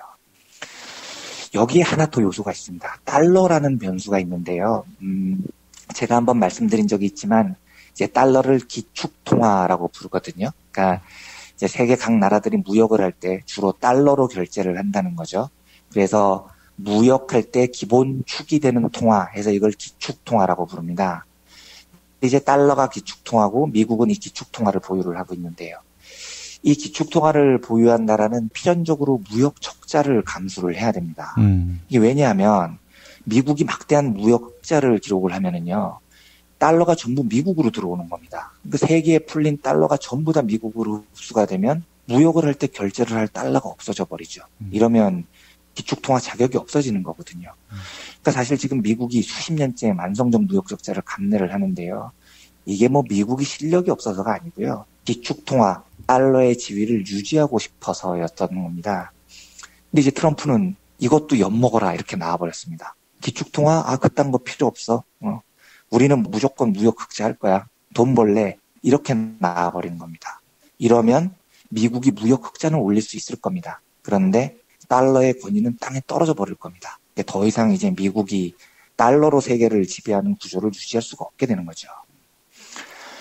그러니까 쉽게 말하면 트럼프는 자기를 지지하는 백인 최하층 노동자들을 위해서 월가도 버리고 미국의 권위도 버릴 겁니다. 그런데 물론 그렇다고 해서요. 그 결과가 백인 최하층 노동자들에게 돌아가지는 않을 겁니다. 그러니까 이걸 좀 쉽게 말씀을 드리면은요, 이런 겁니다. 지금까지는 미국이 100을 벌어서 노동자들한테 10을 주고 90을 자본가들이 가져갔다면 트럼프가 이끄는 미국의 경제는 100을 못 벌고요. 50만 버는 겁니다. 그리고 노동자들에게는 여전히 10 혹은 8 이렇게 주는 대신에 자본가가 가져가는 몫이 한 90에서 40으로 줄어드는 그런 형태가 될 것 같습니다. 그러니까 이 긴 설명을 한마디로 요약하면 트럼프는 뷰응딱 짓을 하게 될 겁니다. 아마. 브렉시트를 선택한 영국 민중들 같은 짓을 하는 거죠. 근데 이게 문제가 뭐냐면요. 트럼프가 뷰응딱 짓을 했다. 이러면 이게 미국이 뷰응딱이 되는 걸로 그치지가 않는다는 게 문제입니다. 미국이 삽시간에 세계에서 패권을 잃을 겁니다. 달러는 권위를 잃을 겁니다. 세계를 제패하는 막강한 수단이 금융투기 자본이었는데 이 힘이 줄어들 겁니다. 미국에 충성하는 국가들도 대부분 떨어져 나갈 겁니다. 생각을 한번 해보십시오. 우리나라 지금 미국하면 엎드려 큰절부터 하는 보수 세력들 있지 않습니까? 예. 그런데 트럼프가 대통령이 됐다. 한국의 군비 부담 니네들이 다 해라. 이제부터 무역 보복하겠다. 이러면 그때도 그 보수 세력들이 미국을 천조국으로 여길 수 있겠습니까? 물론 뭐 일부는 하겠지만요. 저는 많이 떨어져 나갈 거라고 봅니다. 이러면 70년 이어져온 팍스 아메리카나 미국의 세계를 제패했던 시대가 막을 내리게 되는 거죠. 그런데 문제는요.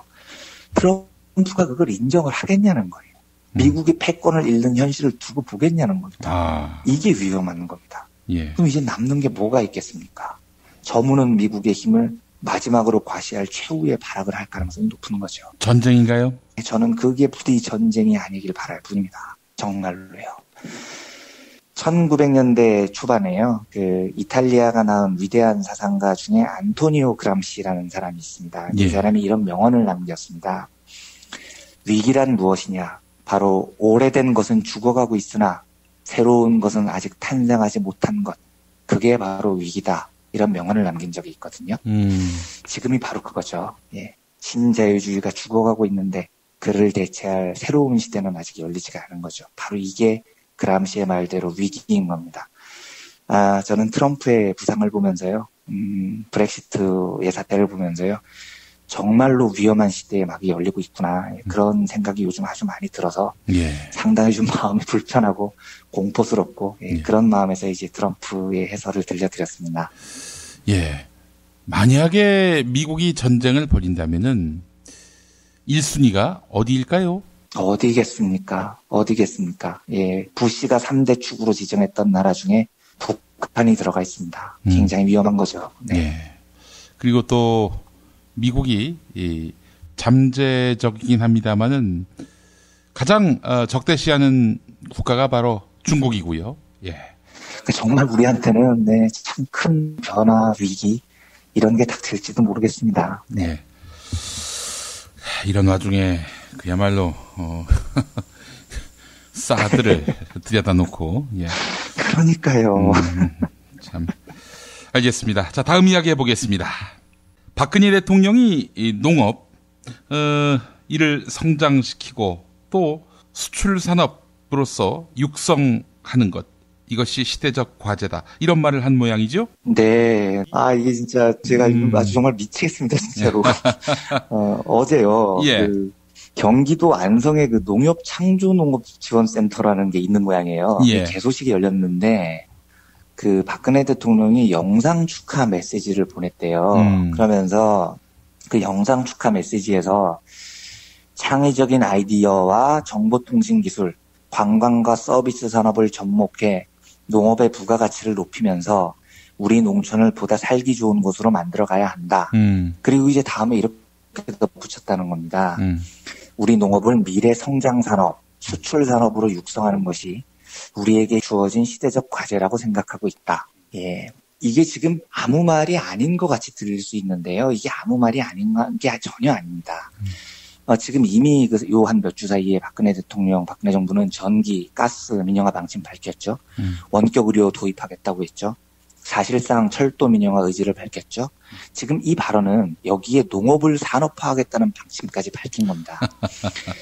지금 이 박근혜 대통령 발언에요, 배경을 우선 좀 이해를 해주셔야 됩니다.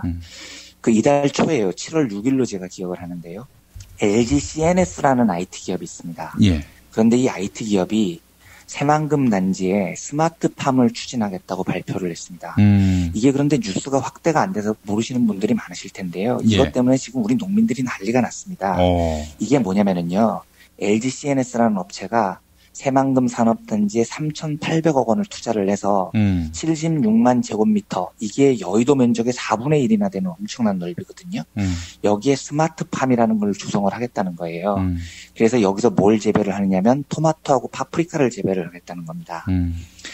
그런데 과거에요, 동부 한농팜이라고요, 비슷한 짓을 한 기업이 있습니다. 굉장히 큰 대규모 비닐하우스 단지를 만들어서 농업을 기업화하겠다고 한 거죠. 그래서 이때 우리 농민들이 거의 목숨을 걸고 반대를 했었거든요. 예. 그런데 이제 동부그룹이 유동성 위기를 겪으면서 올해 초에 이 동부한농팜을 LG그룹에 매각을 합니다.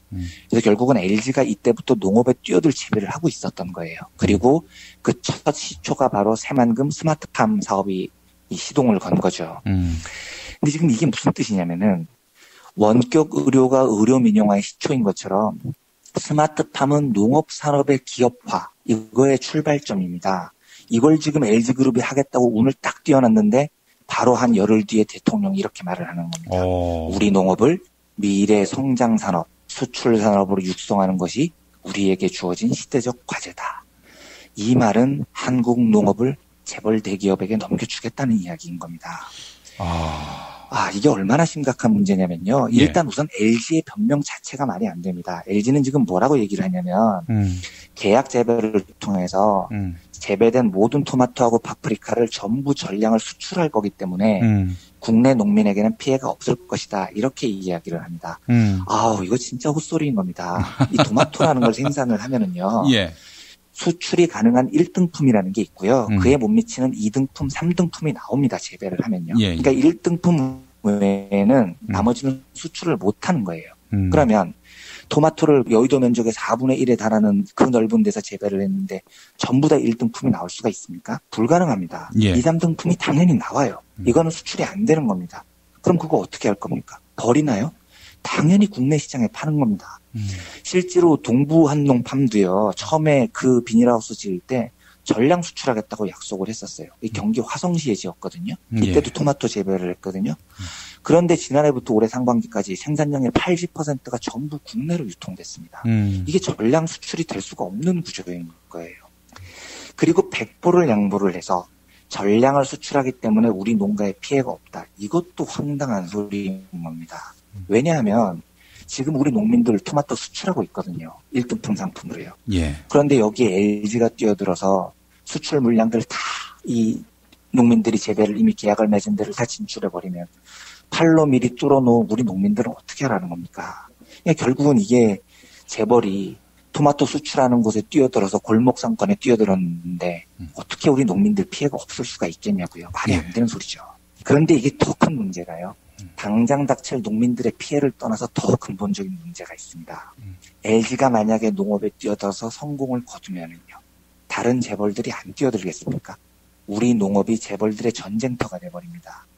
그런데 뭐 그렇게 해서 그 농작물 생산이 많아지고요, 수출이 늘고요, 이러면 좋은 것 아니에요? 이렇게 반문하면 안 됩니다. 이건 진짜 큰일 나는 일입니다. 농업은 국가 안보, 국민 생계하고 직결되는 산업입니다. 예. 우리가 휴대폰을 아무리 많이 만들어도요, 휴대폰을 끓여서 먹고 살 수는 없는 노릇 아닙니까? 최악의 시기에 만에 하나 전쟁이 일어났다면 우리가 생존할 수 있는 식량을 우리 손으로 생산을 할 수가 있어야 됩니다. 이게 식량 안보라는 거예요. 예. 그런데 재벌들이 농업을 장악하면요, 국민들의 식량 주권이 아니라 오로지 돈이 되는 작물만 재배를 하게 될 겁니다. 그렇죠. 식량 안보의 기반이 완전히 무너지는 겁니다. 네. 더구나 이제 재벌들이 농업을 장악하면 농산물 품종, 가격, 이게 제어가 안 됩니다. 제가 여러 번 말씀드리지만 지금 지구가 약 300억 명이 먹고 살 만한 식량 생산 능력이 있는데 왜 70억 명밖에 안 사는데 5초에 한 명씩 어린이들이 영양실조로 굶어 죽습니까? 이게 전 세계 농업이 카길, 붕괴, 이런 곡물 메이저 회사들이 식량 분배권을 쥐고 있기 때문이거든요. 예. 예를 들어서 이 5대 식량 곡물 메이저들은 절대 아프리카 빈민들에게 식량 안 팝니다. 옥수수 키워서 소 먹이죠. 그래서 소고기를 맥도날드한테 팔죠. 그게 돈이 더 되니까요. 그런데 인간은 먹어야 사는 동물이거든요. 예. 먹을 수 있느냐 없느냐, 이 중요한 문제의 결정권이 전 세계적으로는 5대 곡물 메이저, 한국은 재벌들의 손에 넘어가는 겁니다. 여기서 안 그칩니다. 더 황당한 게 남아 있습니다. LG가 스마트팜 사업을 추진하면서요, 3,800억 원을 투자를 한다는데요. 이 중에 상당 부분을 영국계 투자 자본이 된다는 거예요. 미치고 환장을 노리신 거죠. 국내 농업에 재벌이 끼어드는데 여기에 외국계 자본이 끼어들어오는 겁니다. 만약에 이 외국계 자본이요, 야, 우리나라 농업종자 쓰자, 이러면 어떻게 할 겁니까? GMO라고 하지 않습니까? 유전자 조작 변형식품. 이거 앞세운 몬산토가 끼어들면 어떻게 할 겁니까? 어떻게 막을 거예요? 몬산토. 그런데 이게 제가 그냥 드리는 말씀이 아닙니다. 지금 LG가 동부팜한농을 인수를 해서 농업 사업을 진행을 하고 있는 건데요. 예. 이 동부팜한농은 종자 공급에 대해서 몬산토하고 이미 계약을 한 전례가 있습니다. 예. 그러면 스마트 사업을 진행이 되면 한국 종자 안 쓰고 GMO 앞세운 유명한 몬산토 종자를 쓸 가능성을 절대 배제를 못하는 거죠. 예. 박근혜 정부가요, 임기 말년에 진짜 몇몇 재벌들 먹여 살리려고 정말 나라의 근간을 거덜을 모양입니다. 예. 제가 이 뉴스를 보면서 제1야당이 정말 잘해야 된다고 생각을 합니다. 농민 비례대표로 뽑힌 그 더민주의 김현건 의원 계시지 않습니까? 예, 예. 그런데 혼자서 이번 사업에 반대한 보도자료를 했더라고요. 예. 그런데 이걸로 끝내면 안 됩니다. 이 보도자료 한 장으로 어떻게 될 일이 아니에요. 그러니까 막을 방법을 써야 됩니다. 지금 한 달 사이에 도로, 철도, 가스, 전기, 의료, 여기에 농업까지 좀 줄줄이 대통령이 민영화 이슈를 밀어붙이는데 야당도 시민사회도 정말 이 문제를 엄중히 받아들여야 됩니다. 예. 이렇게 해놓으면은요, 나중에 야당이 집권해도요, 손을 댈 수 있는 게 없습니다. 123명이나 되는 제1야당 각 국회의원들이요, 저는 좀 사명감을 가지셨으면 합니다. 그래서 자기 분야에서 일어나는 이 민영화 열풍을 좀 격렬히 반대하고요, 질의하고요, 힘들을 모으고, 그래서 이 광풍을 좀 막아주기를 아주 간절히 부탁드리는 그런 심정입니다. 예, 알겠습니다. 참 한미 FTA가 또 체결된 마당이고, 만약에 독소 조항이라고 불리는, 맞습니다. 레치 조항이라는 게 있죠. 예, 역진 방지 조항, 이런 것들이 있기 때문에 이거 뭐 되돌리기도 쉽지 않은 그런 구조적 환경이 있고 말이죠. 한 번 벌려놓으면 백도가 안 됩니다. 백도가 안 됩니다. 예. 네. 참 답답합니다. 예. 이 농촌, 농업, 이게 사실 이 땅에 나라가 생기고 백성이 모이기 시작한 이래 최초로 시작된 산업이죠. 그렇습니다. 우리의 혼이 담긴 그런 농업인데, 이때부터 지금 위협을 받고 있는 상황이란 점 우리 선량들이 직시해 주기를 바라는 마음입니다. 예, 민중의 소리 이완배 기자님과 함께했습니다. 오늘 말씀 잘 들었습니다. 예, 감사합니다. 예, 고맙습니다. 여러분 안녕하세요. 민중의 소리 아나운서 정혜림입니다. 이 어묵한 여왕님 치하에서 다들 잘 견디고 계시죠? 오늘도 종편의 주옥 같은 헛소리에 혼이 정상인 듯 정상 아닌 비정상 같은 여왕님의 우주 타령에 고구마 100개쯤 한꺼번에 삼킨 듯 답답한 마음에 죄 없는 가슴팍만 두들겨대고 계세요. 이젠 시원한 사이다 같은 민중의 소리와 함께하세요. 잘 키운 진보 언론 열종편 안 부럽습니다. 한 달 10,000원 소액 CMS 후원으로 민중의 소리에 큰 힘이 되어주세요. 1661-0451 1661-0451 전화 기다릴게요.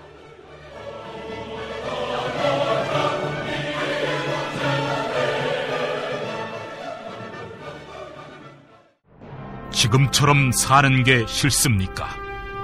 전복을 원하십니까? 그렇다면 와우 전복을 드십시오.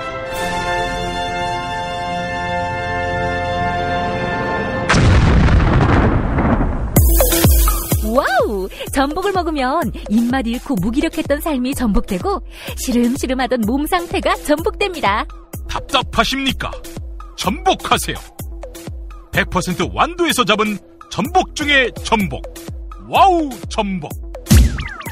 한 번 맛보면 또 찾게 되는 와우 전복. 네이버에서 와우 전복, 와우 전복을 입력하세요.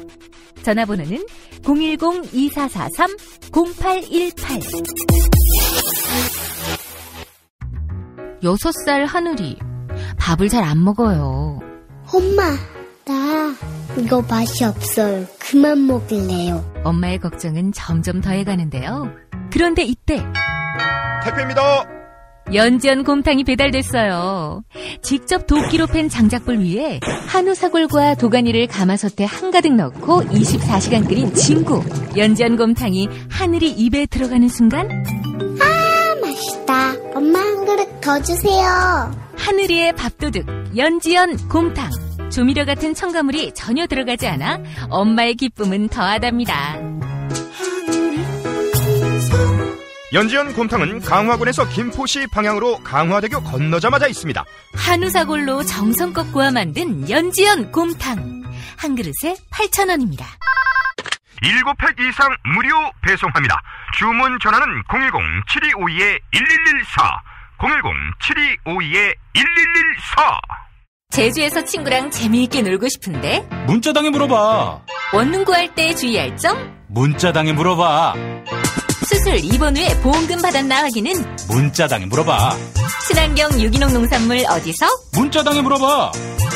집수리 견적, 생활, 보험, 법률도 문자당에 물어봐. 혹시 내 반쪽도? 포털이나 카카오톡, 텔레그램, 페이스북 어디서든 문자당을 검색해보세요. 잠깐! 불법적인 일은 사양합니다. 대한민국 최초, 아니 은하계 최초의 잡놈 평전. 김어준 평전. 무식하지만 의리 만빵의 엄마. 노골적인 인종차별의 격분에 개싸움을 벌인 이탈리아 현지인. 한겨울 침낭 안에서 인류애적인 사랑을 나눈 유럽 여성. 그리고 전대미문의 사기꾼 MB까지. 김어준의 학교에는 참 많은 선생님이 있었죠. 자기가 언제 행복한지, 내 욕망이 뭔지, 내가 어떻게 생겨먹었는지 자기하고 대면을 해야 돼요. 내가 하고 싶은 걸 찾아야 됩니다. 누구의 눈치도 보지 말고 욕망의 주체가 돼서. 그리고 그 일을 그냥 해요. 은하계에 다시 없을 딱 한 사람 김어준. 김용민이 김어준을 9년간 관찰한 기록. 김어준 평전. 김어준 평전 인터하우스에서 나왔습니다.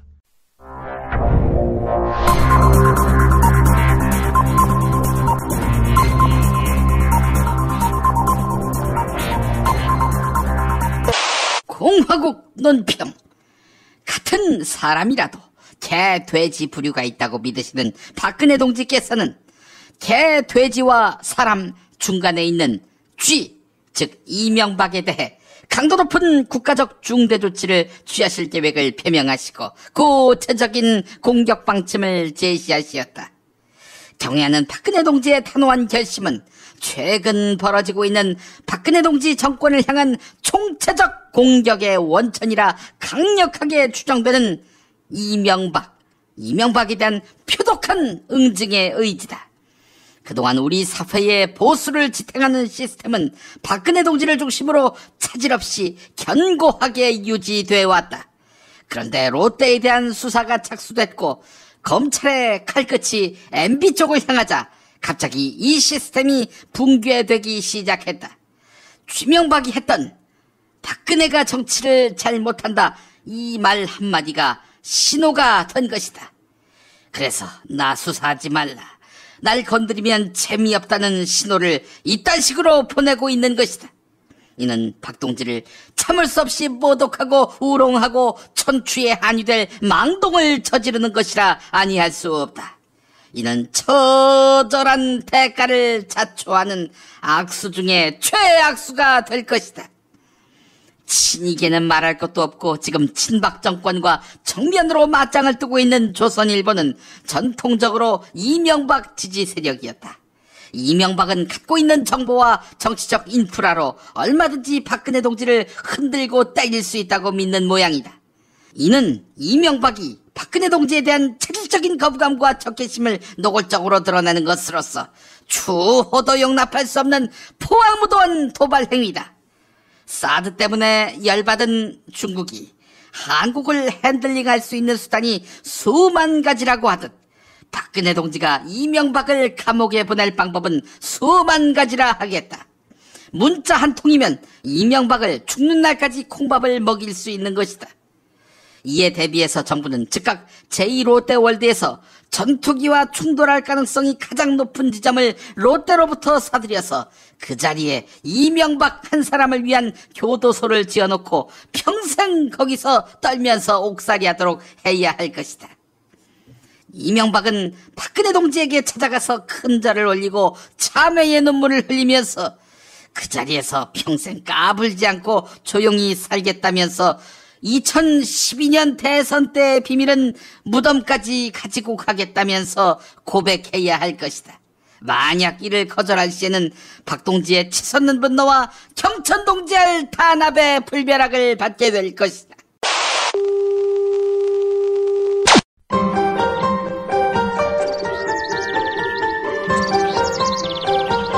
오늘의 날씨. 오늘도 전국이 맑겠고요. 낮에는 33도 안팎에 폭염이 기승을 부리겠습니다. 낮 기온은 원주, 대전 33도, 서울, 광주 32도 등으로 오늘과 비슷해서 덥겠습니다. 기상청은 내일 밤 중부지방을 시작으로 해서 토요일에는 전국에 더위를 식히는 비가 내릴 것이라고 내다보았습니다. 김용민의 뉴스 매거진 권오혁 주권방송 대표의 페이스북 글을 소개하면서 마무리하겠습니다. 외부 세력의 범주를 어떻게 볼 것인가에 관한 질문에 강신명 경찰청장이 성주 군민이 아닌 사람을 외부 세력의 범주로 보고 있다. 성주가 고향이지만 외지에 나가 사는 사람도 성주 군민이라고 볼 수는 없지 않느냐. 이 부분에 대해서는 적절히 판단하겠다고 했다고 하는데 저들의 지배 방식은 대를 이어 내려오는구나. 일제시대 불령선인 해방 후 빨갱이, 광주 항쟁 때는 폭도, 민주화와 통일운동 시기에는 공산폭도, 체제 전복 세력, 친북, 종북으로 이름을 갖다 붙여서 민심을 교란하고 민중들이 단결하는 것을 어떻게든 막으려고 별짓을 다 했지. 독립운동 때도 그랬고 4.3이 그랬고 전쟁통이 그랬고 4.19 때, 광주 항쟁 때, 6월 항쟁 때, 그리고 세월호까지. 친일 독재의 후예들답게 오늘은 성주구나. 네, 이런 내용이었습니다. 그러면서 권오혁 대표, 내가 생각하는 외부 세력의 범주는 민심에 역행하는 사람들, 민중을 괴롭히는 사람들, 민중을 우습게 보는 자들이다. 그런 기준이면 미국, 박근혜 정권, 공안당국, 수구 보수단체들, 종편과 기레기 언론들이 바로 외부 세력이 될 것이다. 이들만 사라지면 우리나라는 그야말로 외부 세력 청정지대가 될 것이다. 이렇게 글을 남겼습니다. 네. 사드 문제. 여기서 당사자가 성주 군민뿐이겠습니까? 이 좁은 땅에 함께 사는 모든 국민이 당사자일 것입니다. 김용민의 뉴스 매거진 마치겠습니다.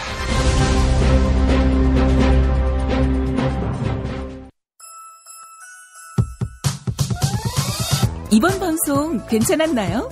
작별의 여운 이렇게 표시해주세요. 다운로드하기, 댓글 달기, 구독하기, 별점 주기. 더 좋은 방송 만들어달라는 약속 이렇게 응원해주세요. 다운로드하기, 댓글 달기, 구독하기, 별점 주기. 기억하셨죠? 다운로드하기, 댓글 달기, 구독하기, 별점 주기.